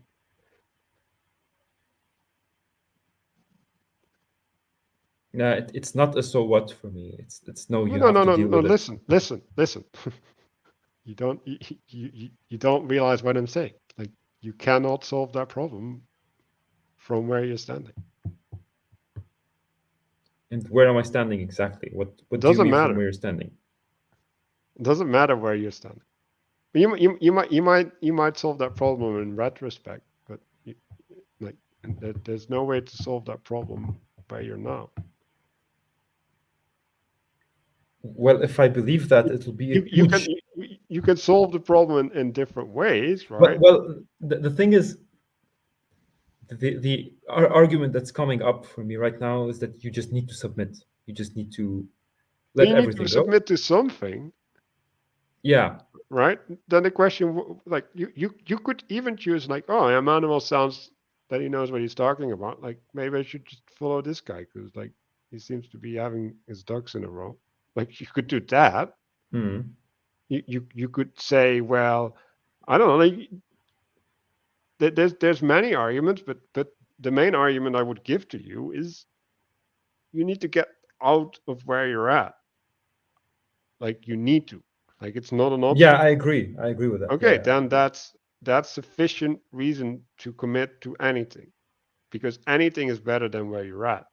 Absolutely. Yeah, fully agree. Okay, so then, right, we can reduce the level of certainty that you need to have, right? Yeah, It's like okay, I'm gonna pick anyway, right? So exactly.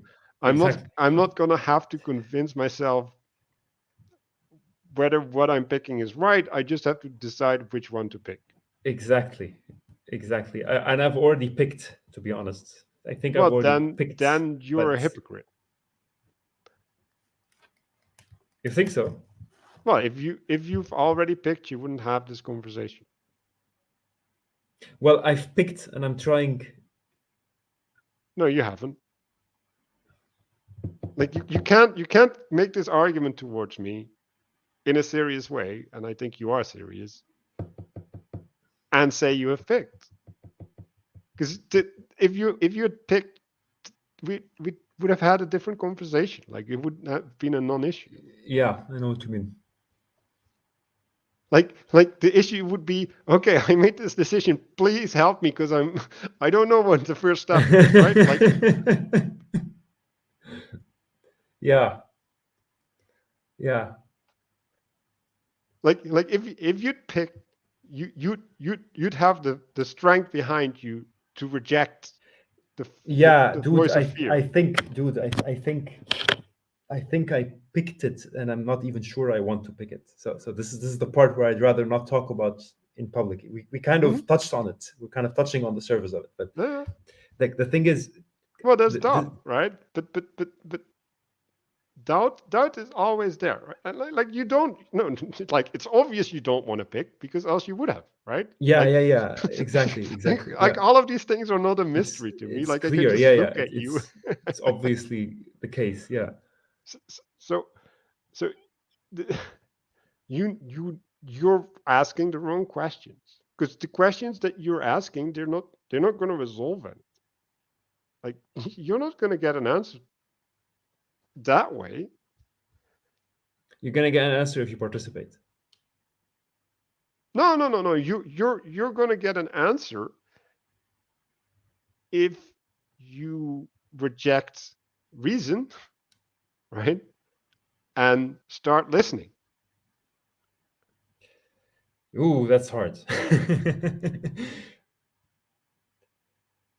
That's where the fear comes in. Yeah? Like, Yes. That's reason protecting itself. Like this is what Faveki talks about, that when relevance realization realizes that it's irrelevant, right? yeah, Which is ridiculous, right? Because like, but right, it's like yes, reason is not the highest good. Like it's just not. Like life is not about reason. hmm, Reason is what serves us, right? What serves life, and if it is not serving life, then it should be rejected because that's evil. Like it's like, oh, I need to point at the good, right, and reject evil over whatever thought I have. yeah. So I think we hit a really tough point here. This point with listening to your heart, listening to where you're being oriented. But it's like, what is that even? Right? Yeah, exactly. Like, Yeah, like, like, like I'm getting glimpses of it, right? Like I'm fully saying I suck at it. Okay, like I, like I'm not an authority on this because you point. have your because this is where passions get in the way, right? Because when you're listening, you've suspended your No, reason. it's not a passion thing for me Okay. at all. Like I am not having much trouble with my passions at all. Mhm. I am having trouble with listening. It's an attention thing. It's Yeah, yeah, like what's even going on thing. It's completely different than but it's like when I started thinking about this, like what is listening even? Like what does it mean to listen? Well listen means that there's an external imposition. right? Yeah. It's a call to arms, right? It is a calling. Yeah. It's calling you forth. It's like it's preceding attention. Yep. It's like, oh, like how do I let my attention be guided? Like I know how to guide my attention, right? Like that's seeing. How do I let my attention be guided? I was like, because you can't be indiscriminate, right? Like I can go into the same rabbit hole that you're stuck in. It's like, well, how do I know that I make the right decision? Blah blah blah, right? Like, because like that's true there too. Like that fractal layer has the same problems, right? Like you're never gonna escape that.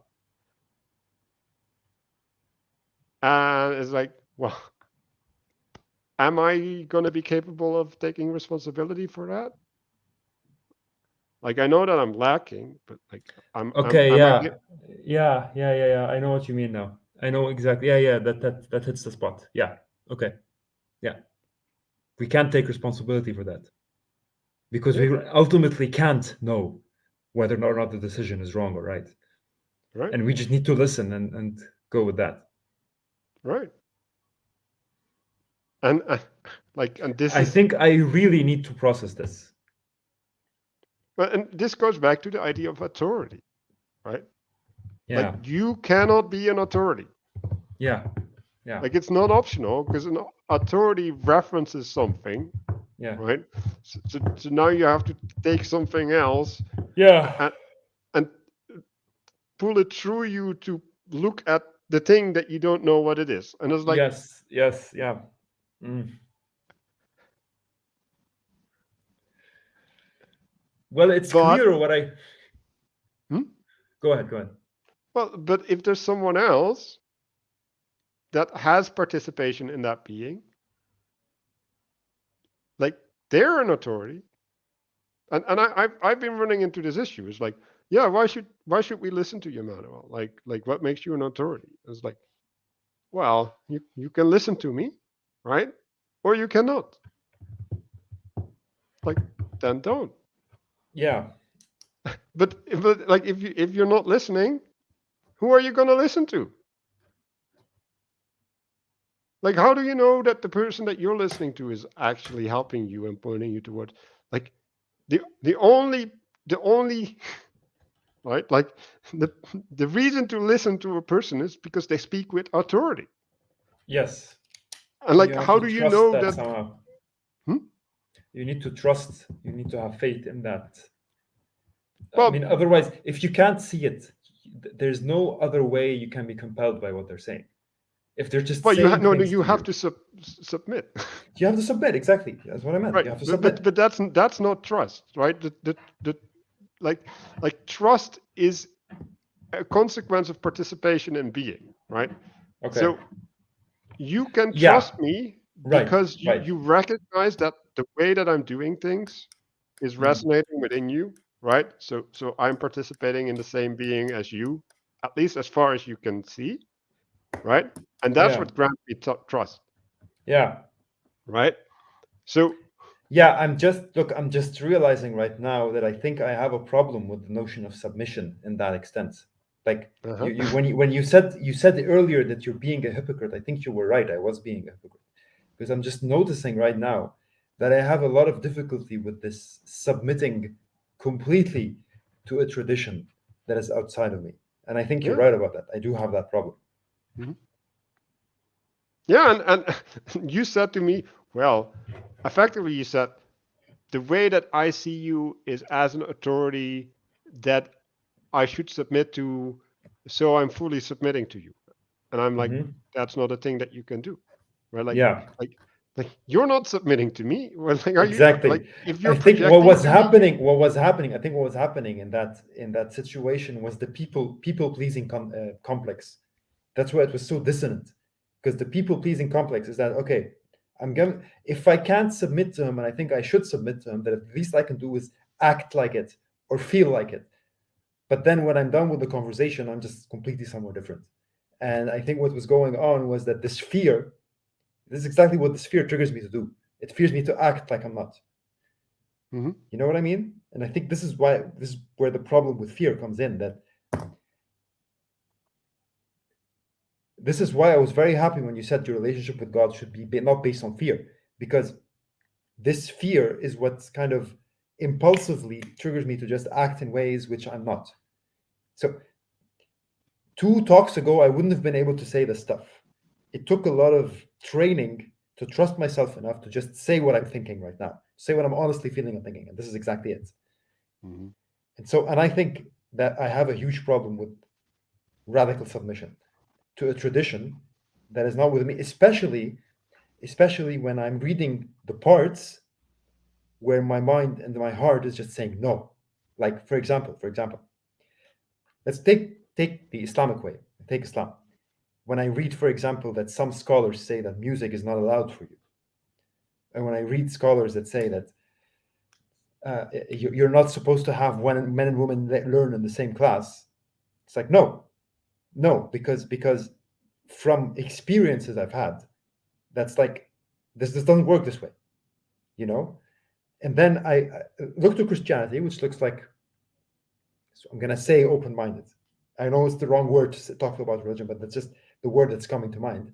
Like most of it is resonates with what I think, but that's Hmm. mostly because I was raised in a Christian environment. But then you read stuff like people who don't believe go to hell, and that's again like no. It's But like that's true. that's the thing. That's the so that's from your frame. That's true, from your No, framing, people because that don't hear God are in hell. Like they don't yeah, go, they that's are in true. hell. Like, I agree with that. okay, From there you personal go. experience, I agree with that. But I mean the literal version of hell, where after you die, you go there eternally. That's what I meant. Yeah, but if you die in hell, like how are you ever gonna get out? So this part, I don't know what to say about. I just don't know what to say about it. I'm not. I'm not. Okay, but then stop Yeah. worrying if you don't know. Like, okay, fine. Yeah, you're right. I should stop worrying, but then there comes the fear, the bootstrapping, right? No, that's not the bootstrapping. That's different fear. Yeah, that's the just in case fear I have. Right. But So it's a lot of them are that's just in case FOMO, right? fears. It's fear of Yeah, missing out, right? It's like exactly. It is fear of missing out. Yeah, it is the uh, fear of missing out. Yeah. is like yeah, but heaven, dude, like heaven. Like don't worry about hell, like heaven. Worry about heaven. Yeah. Like why are you interested in hell? Like you're gonna go to heaven, right? Like that's your commitment. Like why are you worried about hell? Like are you like that's hypocrisy as well. It's like, oh, I'm gonna go on this path and I'm gonna presume that I'm not gonna make it, but like I'm gonna go on this path. It's like Yeah, uh that's a really good point, actually. A different way of thinking about it. Like, if I'm honest with you, I don't like thinking of it in terms of afterlife heaven. yeah, I then like don't. think about it in terms of this life heaven, like Yeah. heaven where you know God. But like whatever version of afterlife heaven is dependent on this life heaven. So like worry about this life heaven. I am with that completely. That completely resonates with what I've experienced with everything. Yeah. I think one of the problems why I have problems submitting is precisely because of this. Because this just in case reaction that I get, where I don't authentically believe in something, but somehow force myself to conform to it, because of the fears, because Hmm. of the so just in case I'm going to believe this and that, and then I'm carrying with me all of these beliefs which are not grounded, and which I'm just carrying them and conforming myself just in case. And you can imagine how difficult it is when you're doing everything just in case, Hmm. right? Like it's like Pascal's wager, but on an existential level. Yeah, but it's also hypocritical because Exactly. you Yeah. can't do everything, right? Like that's And not an option. here's the thing. I never recognized this as hypocritical because my whole life, if you see how Lebanese society works, like Lebanese society functions on appearances. people love appearing good in Lebanese societies. Mhm. So maybe I'm projecting, maybe I'm generalizing, but the point Well, is, no, but you definitely are projecting, because how yeah. would you be able to recognize the difference? Like what is the basis upon which you are able to distinguish authenticity from hypocrisy? So no, I have to say I'm not fully projecting here. I'm projecting on a social level, but not on a level of certain people. So sometimes you talk to people and you see the way they talk. Like Yeah, like they, but that's everywhere, right? yeah, Like that's what that's I meant. I mean, that's what I meant. okay. If you go live in that society, you see a lot of synthetic ways of talking. Like you hear the same, But formalities, but formalities. but yeah, but formalities aren't wrong, because you don't know what type of participation that person has with that formality, Yeah, yeah, you have a point with that. Yeah, that's true. right? And the fact that you're incapable of having the participation that Yeah, they're having yeah, is yeah, your yeah, yeah, yeah, problem. It's yeah. not their Exactly, problem, right? exactly, exactly. And That's true. that's why Yeah, I'm asking you, like, how would you know? yeah, yeah, yeah. I'm And trying to and I think of a can tell you, situation where, you can know them by their fruits, kind of, right? Like not even, but well, here's the thing. It happens with politicians, at very least in the, mm, yeah, I don't know. I don't maybe, but no, but like I think a lot of politicians are just stupid. know. Yeah. I think that what's Cortez, right?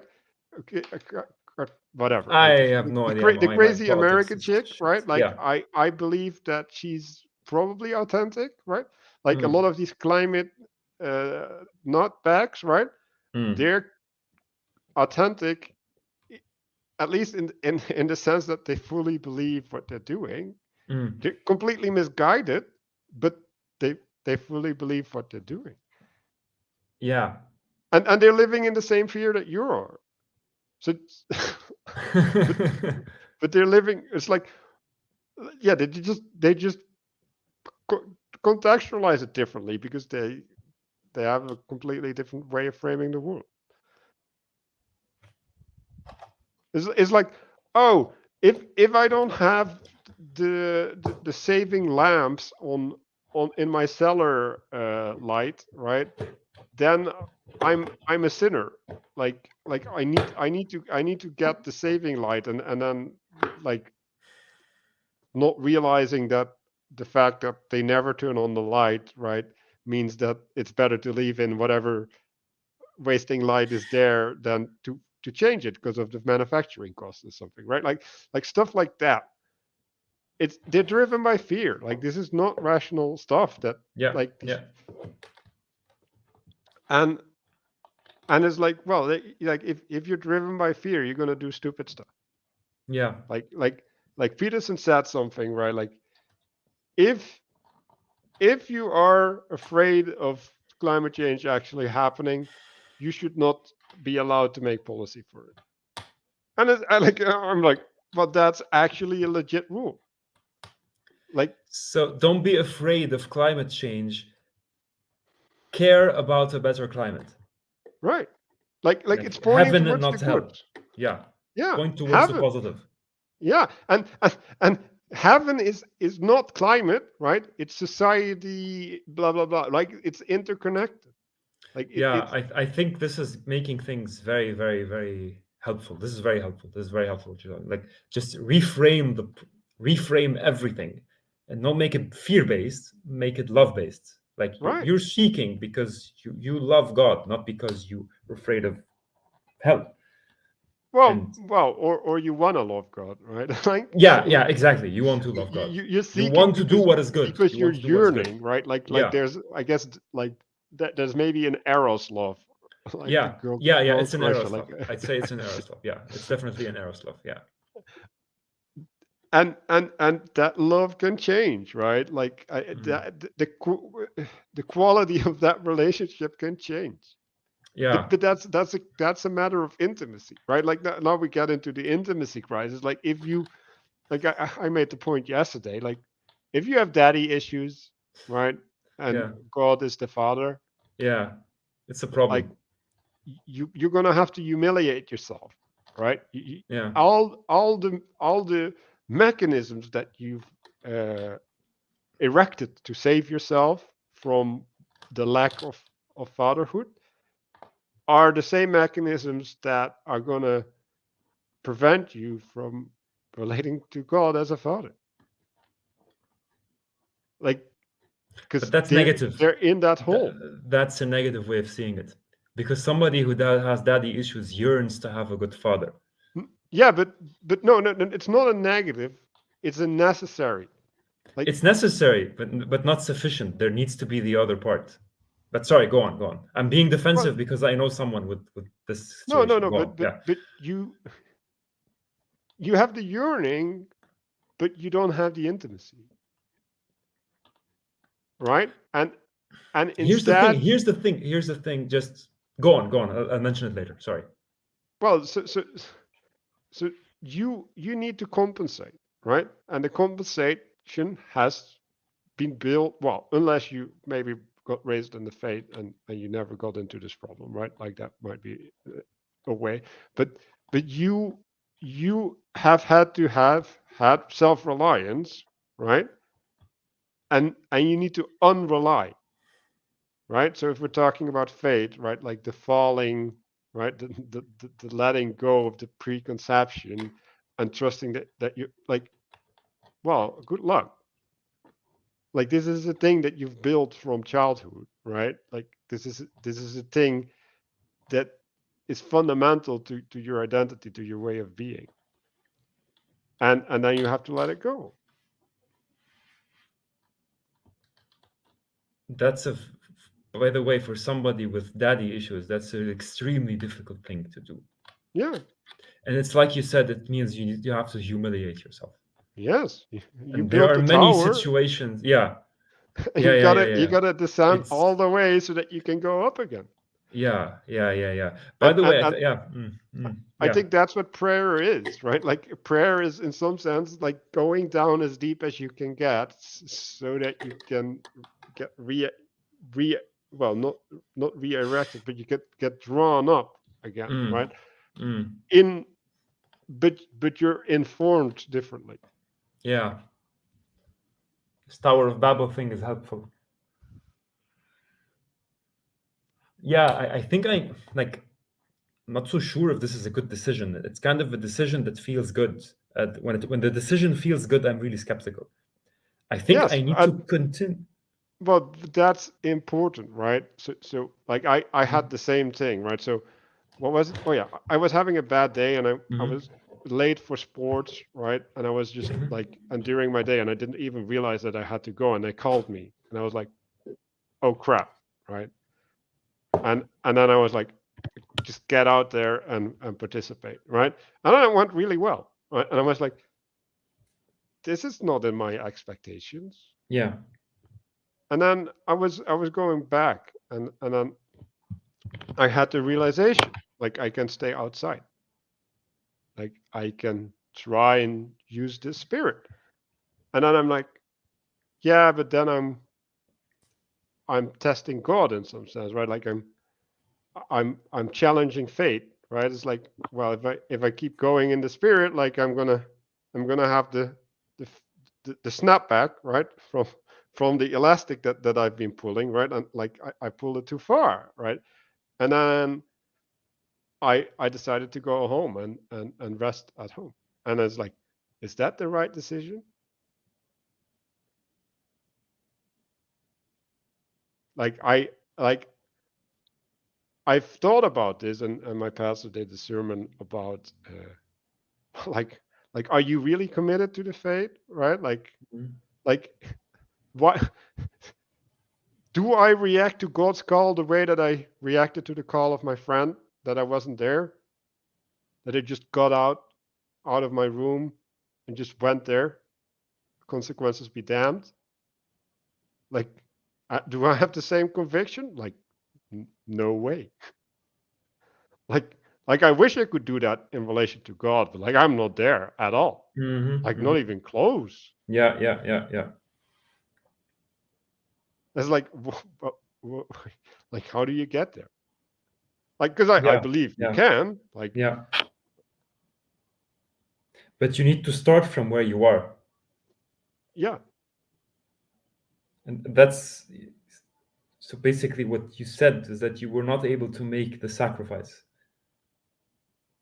well You no, were, but I got stuck, right? Like mm, you get stuck, right? I'm yeah. like, well, first of all, right? Like I wasn't able to know what I should do, right? So I didn't have a vision of. Yeah. Yeah. I got thrown in the situation, and in some framing, you could say I was scared, right? Now I would argue that I'm not scared, but I was severely demotivated, right? Yeah. Like and uh, and so yeah, like the apathy or the depression, like I was depressed, like Mm, that would be a better framing than scared, right? And maybe I'm scared of the depression, right? Like mm, that might have been a fair framing, right? mm, Um, right. So that's like a meta scared, right? So I'm not mm, scared of whatever I'm doing. I'm mm, scared of the implications of what I'm doing, and like that's kind of resonating with, I think, with your fear on mm, some level, right? mhm, Like it's it's taking a responsibility on a level where I can't. mhm, mhm, mhm. It's like I don't know whether that's the right decision or not, and that's why I believe, right? And like I still need to integrate this belief because that was a realization that I had today. Is like the belief that I should go home, right? And in essence avoid failure is wrong, not because I'm wrong with the analysis, right? But it's wrong because it's unhealthy for my spirit. Mhm.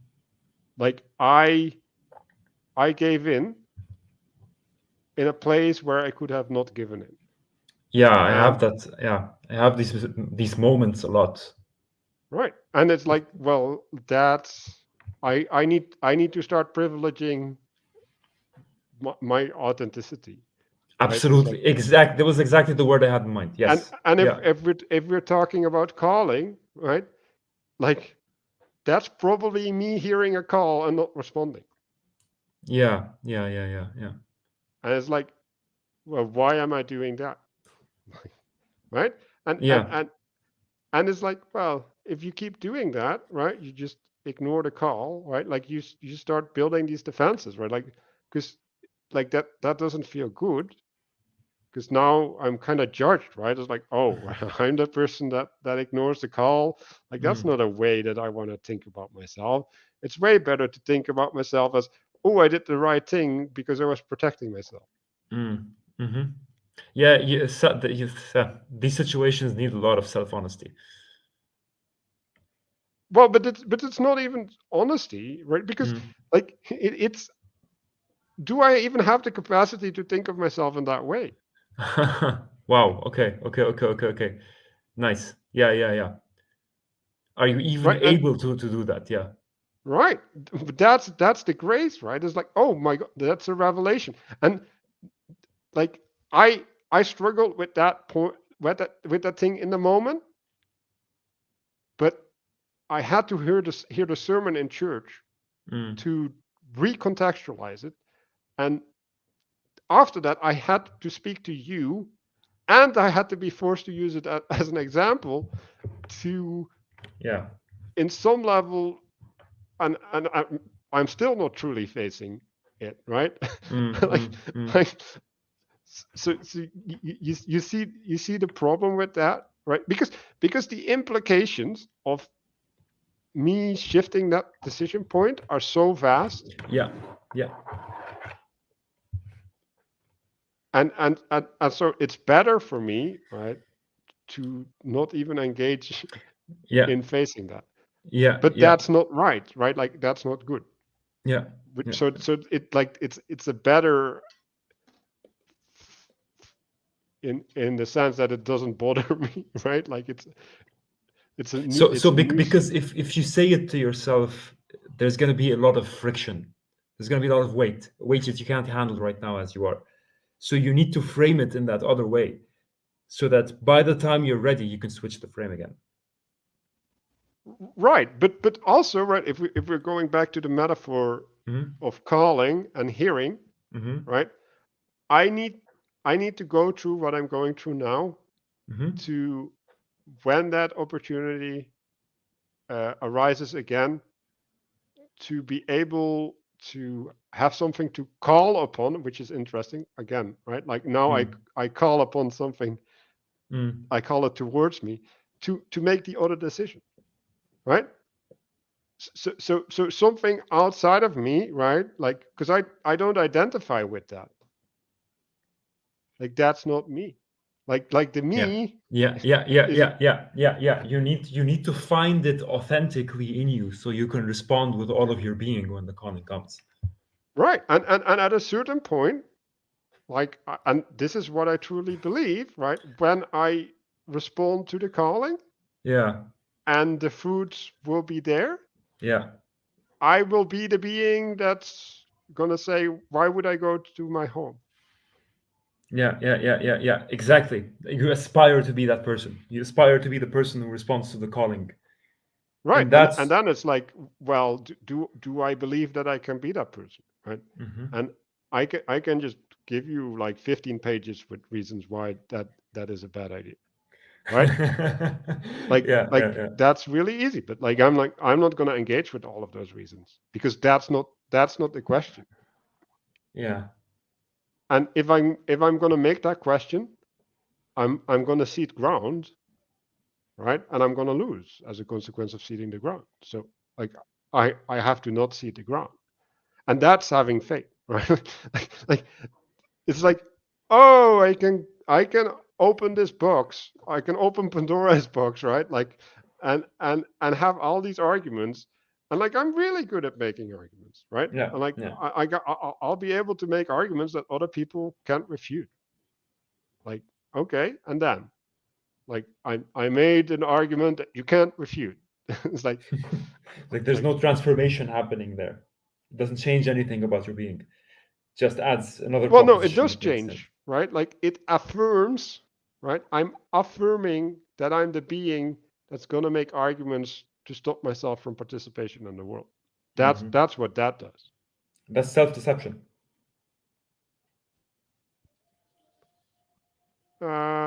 You can frame it. I wouldn't frame it like that. Like, Okay.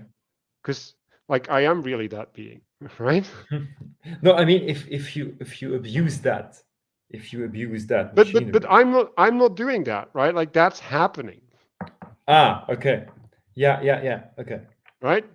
Like that's what I meant with I'm really that being, right? Yeah. So I need to find a power, a higher power that can call me to not be that being. And to go back to fate, right? Like that's what I was talking about. So I already have generated the capacity to reject getting into the internal argument, right? Because I can see, right? I have eyes to see. Yeah. That going into that argument is wrong. Yeah. But I haven't generated the capacity to respond to the calling, because I cannot generate the conviction in myself, right? And then it's like, okay, like what is the source of your conviction? Well, that's faith, right? And then it's like what is the source of faith, right? Like, and this is one of my weaknesses, right? Like I should just do it because I'm called, right? Like why do I need a reason for me to listen to what I'm called to do? Like that's just me refusing to submit, right? But like, unfortunately, I got myself into a place where that is the person that I am. Like I have a problem with submitting, right? And I counteract that with intentionally doing that, right? So I'm saying, like, when I see an opportunity to submit, like, I'm like, okay, now I can practice my submitting. Like, I'm just going to do that now. Are you sure that you're a person who has a problem with submitting? Was I don't see that. Like, why didn't I listen to that call? Well, you are listening to many other calls, aren't you? Well, yeah, but not enough to fix my life. Fix your life in what way?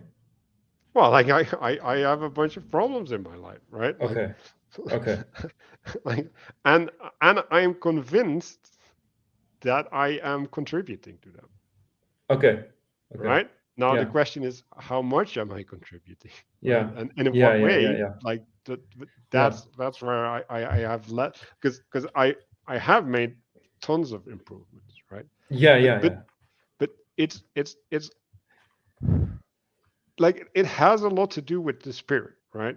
So when we were talking earlier, I was talking about that you can generate, like, the spirit in yourself, right? You can wind yourself up. I have a lack of energy, right? I have a really, really hard time of getting into a spirit unless I'm with other people, right? And so you can Mm-hmm. say, well, yeah, in some sense you can submit to, like, I can submit to other people really well in some ways, right? Like, only in certain ways, right? Mm. um and I can participate in the spirit really well, but I can't participate it in a self-generated spirit. Like Mm-hmm. it just feels foolish to me, right? Like the purpose isn't there, right? Like, when I Yeah. see Yeah. someone Yeah. else, Yeah. Yeah. Yeah. Yeah. Yeah. Yeah. Yeah. I There I is no external coherence that draws you out. If it's just from you, then it's worthless. If right, it's just from you, then it's not worth doing. So your body doesn't generate the energy to do it. By the right. way, I resonate so much with that. So much. Yeah. Right, and I like Mhm. this. Like, this is why men we need women, like that. Like, for Because it's real. the Like, external purpose that draws you out, and then you have something right, to keep you out there. Because if there's nothing that's keeping you out there, you're stuck in an inner hell of your own thoughts and right, your own world. and Yeah. and and I am convinced that God can fulfill that role as well. But Hmm. um, like, well, this is why I kind of went into the fatherhood thing, right? Like, I like like if you don't attune in certain ways from childhood, uh, like, even seeing the possibility, right? Like, for example, like, I lost my visual thinking, uh, I think, as a consequence of having inflammation in my brain. But Okay. i'm I got that back after meditation and stuff, like, in Yeah. some sense. Also, but I'm still not really doing it, right? But I can get into there, right? Like, Right. it it becomes accessible Hmm. again, and it's like, that is a constraint, Mm. right? Like, that means that, I wouldn't say that the things that aren't possible for me, um, but they're hard to attain, Yeah. right? Yeah. Yeah. Yeah.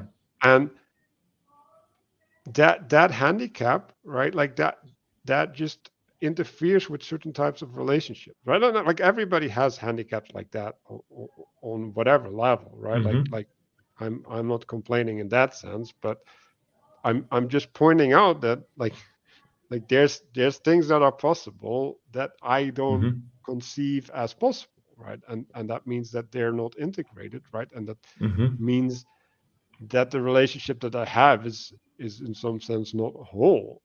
Now, Hmm. is that a problem? Like I don't really think so, because I think I can fulfill a role uh, within my capacity without having to generate much more capabilities, right? Hmm. Hmm.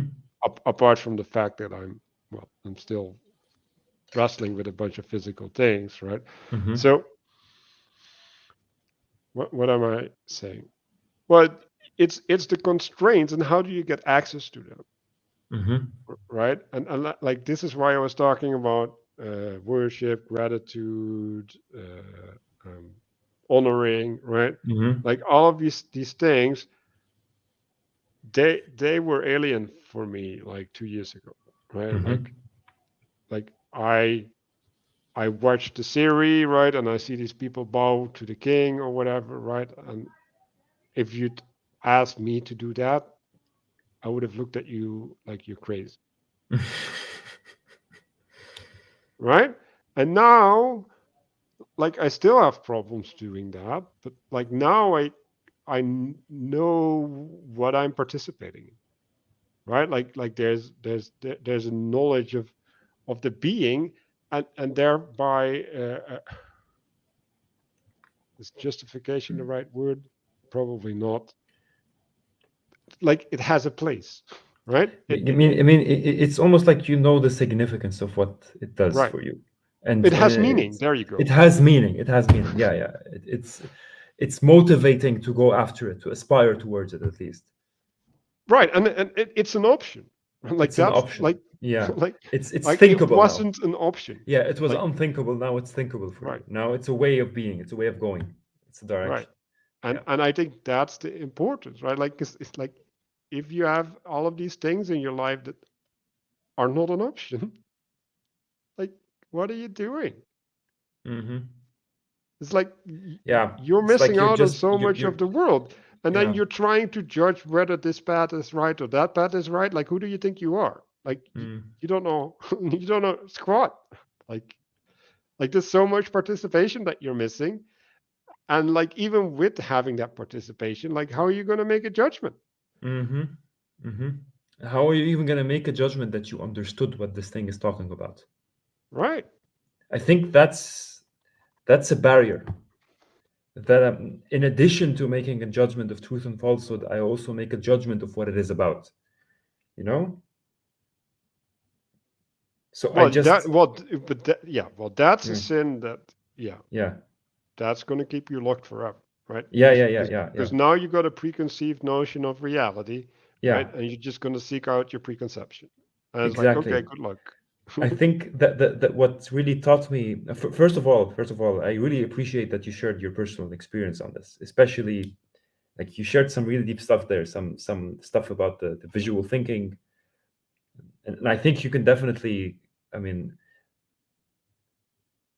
I think you can definitely manage to get back the visual thinking, Yeah, and but I don't know if I should want to. Like, yeah, yeah, I mean, still, but I still really appreciate that you shared all these things and that you shared about I mean, it sort of I really felt connected to you there because I feel like we've had a lot of similar experiences in regards to depression. This feeling like that you can't function on your own, you can't make self-imposed projects. The project has to be imposed from an authority. And the fact that you have problems with submission kind of shocked me because I actually the image I have, I think I've idealized you a little bit, and it's no, no, helpful but to sort of yeah it might be true, right? That yeah I captured that spirit, right? But yeah but why did I capture that spirit? Because I talked about community, yeah well, like your relationship with God, like all of these things, and it's and about the problems of society, right? And mm. like I I'm one of those problems, right? All of us are Well, yeah no, no, but I'm a child of that yeah whole problem, yeah right? yeah So yeah like it's personal in a sense. Like yeah I'm looking for what's wrong with society so that I can see what I'm doing wrong, right? yeah yeah yeah And and like well, the problem of submission is really obvious, right? Like I don't want to submit to anything in society. Like holy cow, like it's a mess. yeah It's yeah like yeah I don't trust it for one bit, right? yeah Like yeah yeah yeah although I'm sure that there's tons of wonderful people out there, right? yeah They're still muppets, like yeah and they are Muppets, yeah yeah and that's fine. Like that's not even a problem, right? but it is a problem because I can't relate to them, right? Mm, Like, so that's my problem, right? mm, And so well, what does that do to me? Well, like, well, and not to me, to almost everybody. They're like, well, I'm gonna be an individual, right? mm, Like I'm gonna make sure that I don't have to rely on these people, right? And well, maybe the blessing that I had is that I failed in relying on myself, right? And that failure in self-reliance humiliated me so that I found a way of re-engagement, right? Like that was really costly, right? Like that was not like that was not cheaply earned, but yeah, like in some sense I'm better off than all these people who are stuck because like yeah, like when they're gonna hit their wall, like I don't know what to say, right? mm, Um, but yeah, like the submission, like I just realized the necessity of it, right? And I talk to people, and I when you start looking at the world through submission and its importance, and then you see the ways in which people fail to live up to that, mhm. and it's like holy cow, right? And I was like, I don't want to be part of that. Like no, right? But then right, like then am I properly submitting now? No. Like I know that there's ways in which I'm not submitting in the church, right? And it's like, should I try harder? Probably. Is that the most important thing to do for me right now? Uh, well, I've been arguing to myself, no, because there's other things that I could spend my energy in over submitting, but then I have to do it, right? Mm. And then we get into the problem again, right? Like self motivation, right? And like what worked for me was doing the meditation series on Mhm. awakening from the meaning crisis Yeah, server for a long yeah. time, right? Like Same here. Same here. that gave me an external motivating purpose, and then like I kind of did it on self discipline, but that was harder, and then Mm. it collapsed, right? And then it's collapsed. Same That's the story. problem. Same Like story. it doesn't regenerate. Like there's no regenerative principle that, and this is why when I come down the path, right, and whether I should decide to go out and try and use that spirit that I'm in or go back in, I pick going back in because if I destroy what I've built, Mm. then how is it going to be rebuilt? Exactly. It's gonna take a lot of effort to be able because personally, I remember how hard it was to build it to begin with, Mhm. and I don't want to go through that again, or the hell I was in before it was built, and I don't want to go back there again. And Yep. that's enough of a motivator to keep it up. It's crazy how similar this is. I think we kind of both suffer from depression in a certain sense because it's very important to keep moving. Because if you don't, you just sink, and that's why you need that either discipline or external motivator or some authority that keeps you built together. And submission is the way. And I don't know if you agree with this, but I think there's gonna be at some point a dialectic between the resistance and the submission itself. And there's going to be a place to situate this inability to submit. But No, until no, you no, no. go there, I like.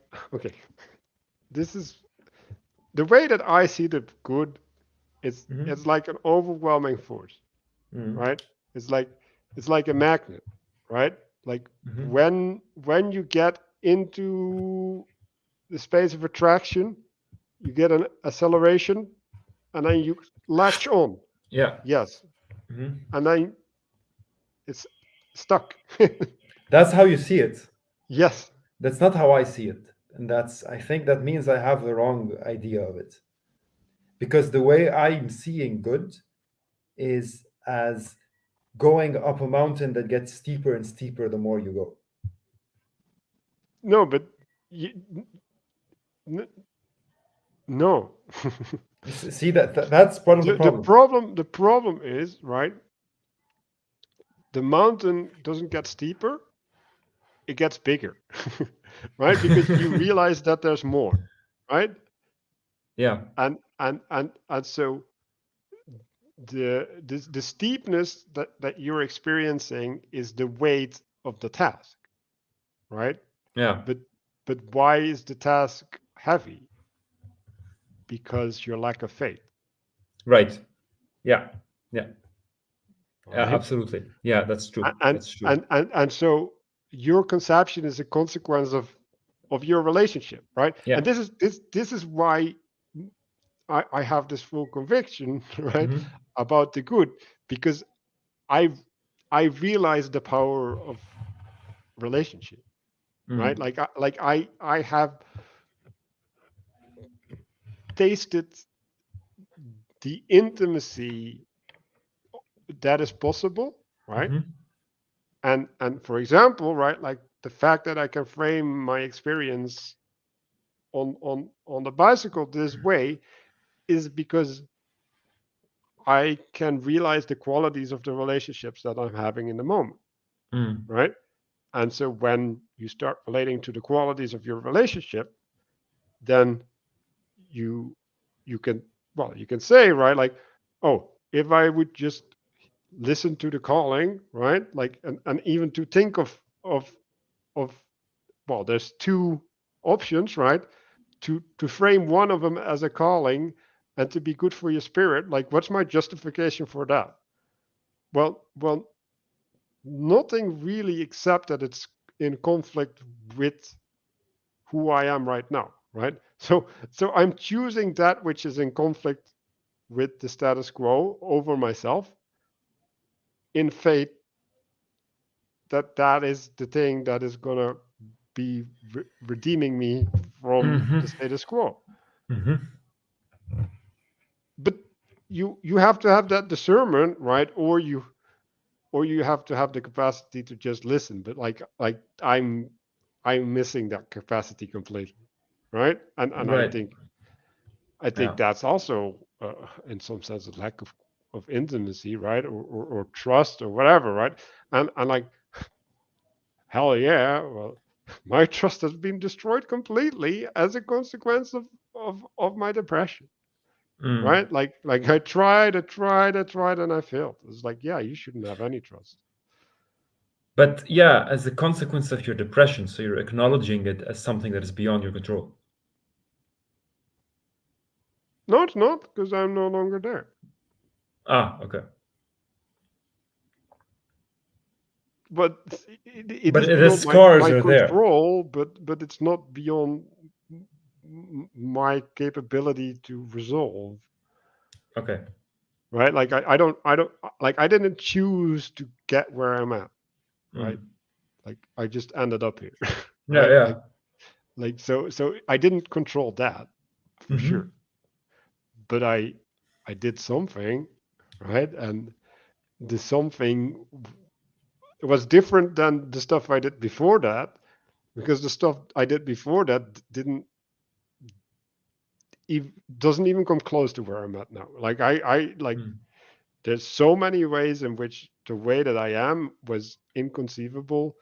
Like I cannot even empathize with the state that I was in. Mm. Like I would I would not be able to describe how that felt. Okay. You're completely detached from it. You're not. It's Right? Like alien to it, you right now. yes. Yeah. But that's And amazing. I That's know amazing things can transformation. get Yeah. better for me still. Yeah, yeah, yeah, yeah. I see what you mean. But that's a pretty incredible transformation in this case. I think, yeah, Hmm. yeah, that's good. And that doesn't mean that I've escaped all the traps, right? Yeah, Like there's still shit that's the there. problem, right? But Sometimes it I comes back yeah, but in a different form, right? And in a weaker form. Yeah, different. well, Different. God, I agree with God different be because praised, weaker too. yeah, But like God be praised, I'm, weaker too. Yeah, I don't, I don't know whether that is a given, right? Like, yeah. no, but You so far weaker. Yes, that is true. yeah, yeah. Sometimes it's weaker, sometimes it's not. The thing is, every time I tell myself that okay, you've made it so far, you've made it so far. This is never going to be the case anymore. Then something happens. And it's like okay, I never thought I'd feel like this again, but here I am again. But then you've had the tools, you've learned a lot, and you know how to deal with it better. So Yeah. Like you have a different attitude towards it. well, I've had really distressing moments, right, where I was walking around my room and I just felt like I want to kill myself, right? Wow. Like, Okay, that's incredible. and for like half a second, Yeah. right, and then it's gone, and I'm like, Yeah. what, like What what, happened? What just happened? Yeah. like where did that come from, and where did that go, right? It's like, but it's amazing that it went away, right? Uh, It's also amazing that it was that short. It's also amazing that I didn't get trapped by worry about it, right? Like it wasn't like, oh my god, like now, like I want to kill myself, like because you can get in this anxiety spiral that just drags you back up, right? It's mm, like how do I have that resistance? Well, that's fate. Like I believe that whatever that was bad and stupid. yeah. And it's like I'm not gonna engage with that. Like Yes. Yes. Yeah. Yeah. You just have this discernment that this is just needs to be kept aside, and that then it doesn't get you trapped in it. It's not something that occupies you all the time because it's just okay. yeah, This goes there. and sometimes you do get trapped, right? Yeah. Like sometimes you just have an emotion and it's like it doesn't want to go away. Like that happens. Like Yeah. I sometimes get angry and well and sometimes I get frustrated. I'm like I got into this experience like how did how the hell did I end up here? Like I didn't do anything wrong, right? And still like and it's like what what contributed to me getting into this place, right? And it's like yeah, like sometimes it's really disconcerting. It's like okay, like I can't rely on the world to respond in well, like you said, right? You're projecting upon me, right? And then well, you have a positive image of me, right? But you're still incentivized to manipulate me, right? Like if you have a negative image of me, like what would you do then, right? It's like, oh man, this guy tells me I'm a hypocrite.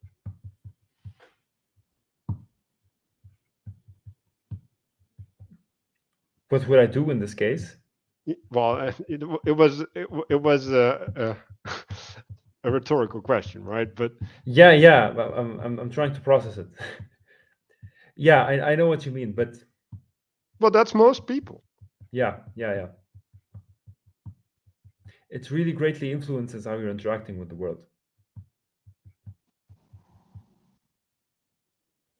And well, yeah, I'm speaking a lot, but when that's partially the reason that I got depressed. Is like all of these people, they enact this behavior, and it doesn't make sense to me at all. And I'm like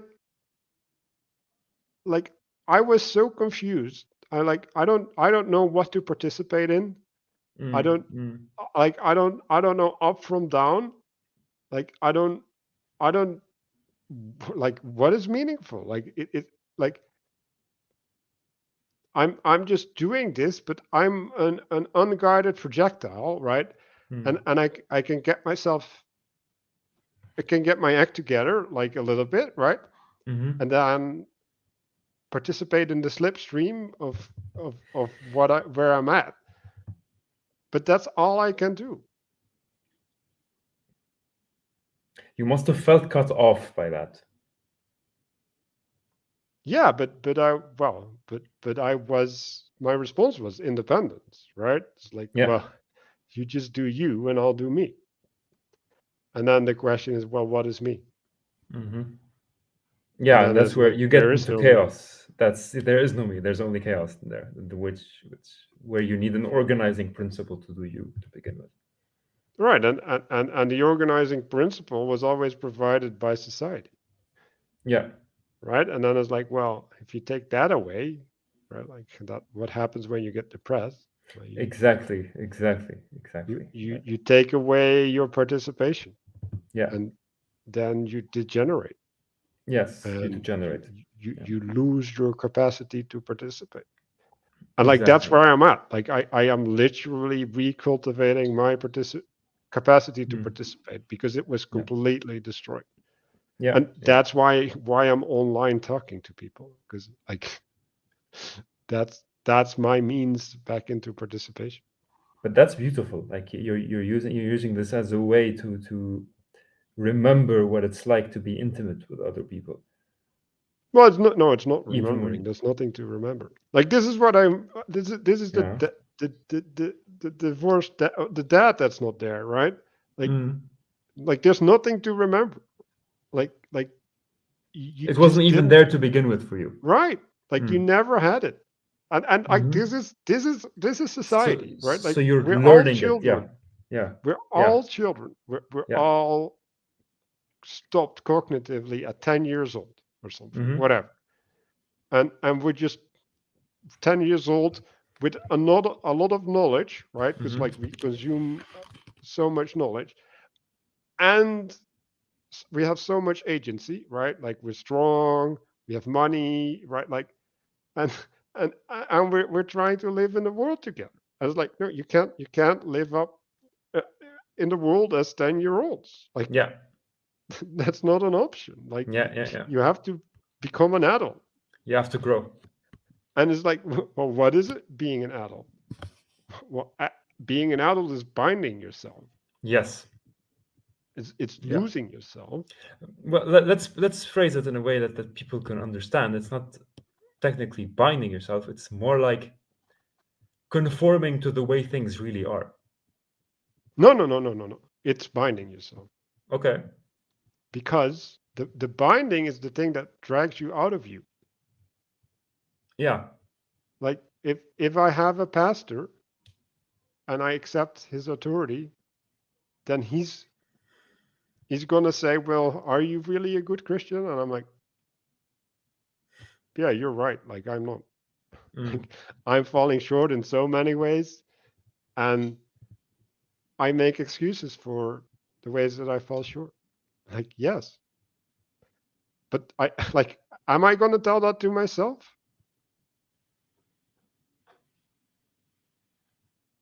No. Like why would I ever do that? Like there's no Well, reason for me to tell that to myself.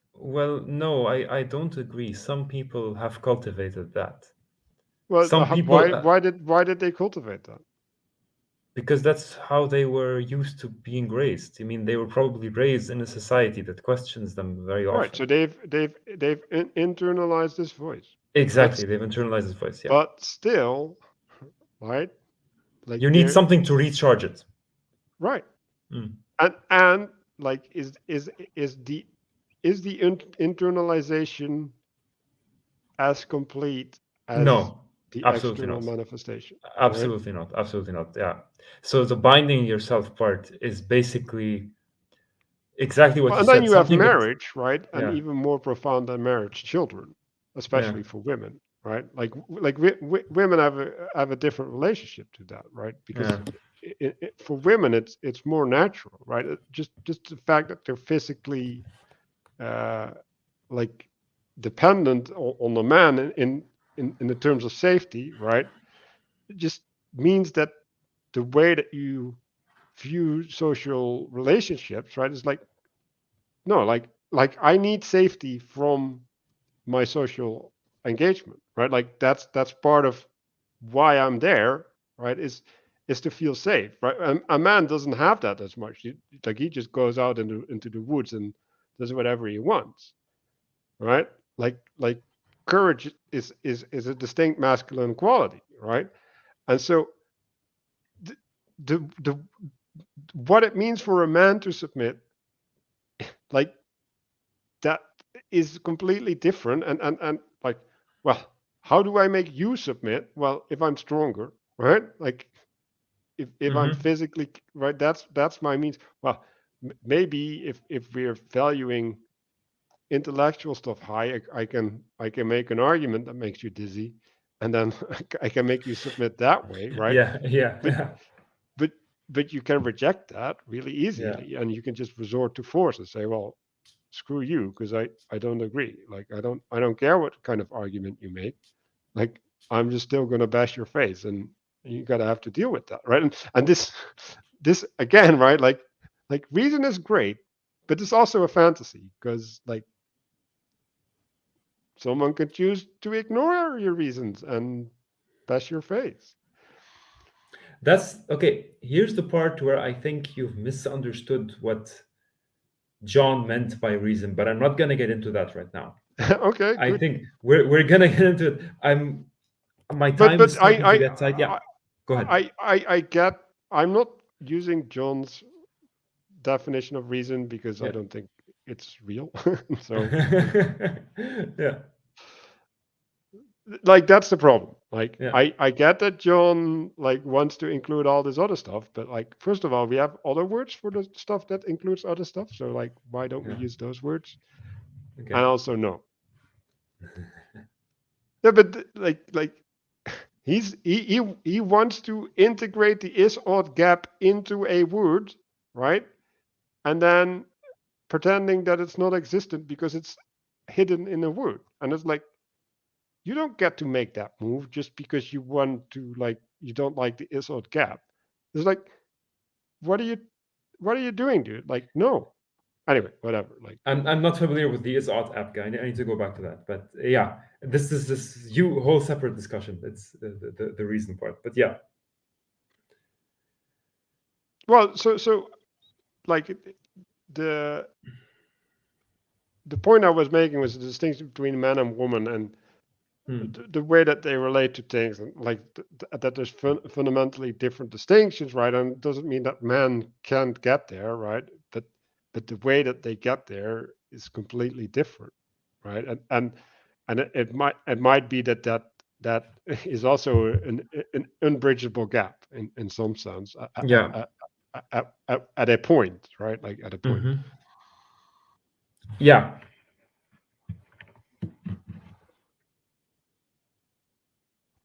Yeah. I think I'm starting to run out of batteries right now. Okay, well, Intellectual batteries. Yeah. then we should round it off. Maybe we should Yes. ask for the chat to give some last questions. Are they watching? Is there how many? How much do we have? We have a couple of people. Well, that's sweet. I scared them all off when I started talking about women and men, because I don't know what they got alienated by my reference to violence. I think that's Let's see.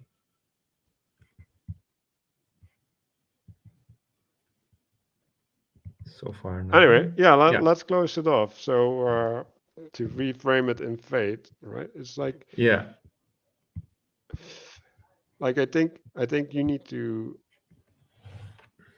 engage with the fractal layers, right? Like what where's where's the problem, right? Like is your problem of fate actually on the level that you're at, right? And it's like when you start thinking that way, right? Like is the question that you're asking actually resolvable on the level that you're at? Hmm. Because it's probably not, and therefore it's a stupid question, right? Like, and then the question is, well, is it ultimately resolvable even, right? Like Yeah. maybe, but a better question to ask, right? Because you don't have to go there. You could just say, do I need to resolve it?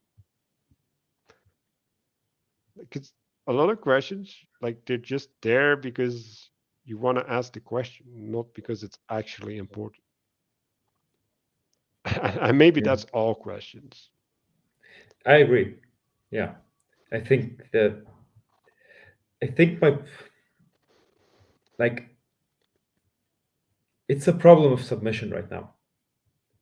It's a problem of just, like you said, dying.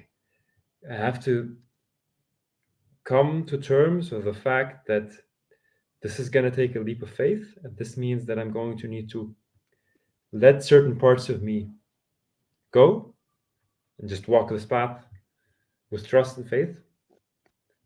And this is the only way I can find out what works and what doesn't work. Otherwise, I'm just going to be jumping around from one thought process to the other. Yeah, well, I guess that's a good place to end it. Thanks for Yeah. watching, everybody, and to be resumed, I think, in the future.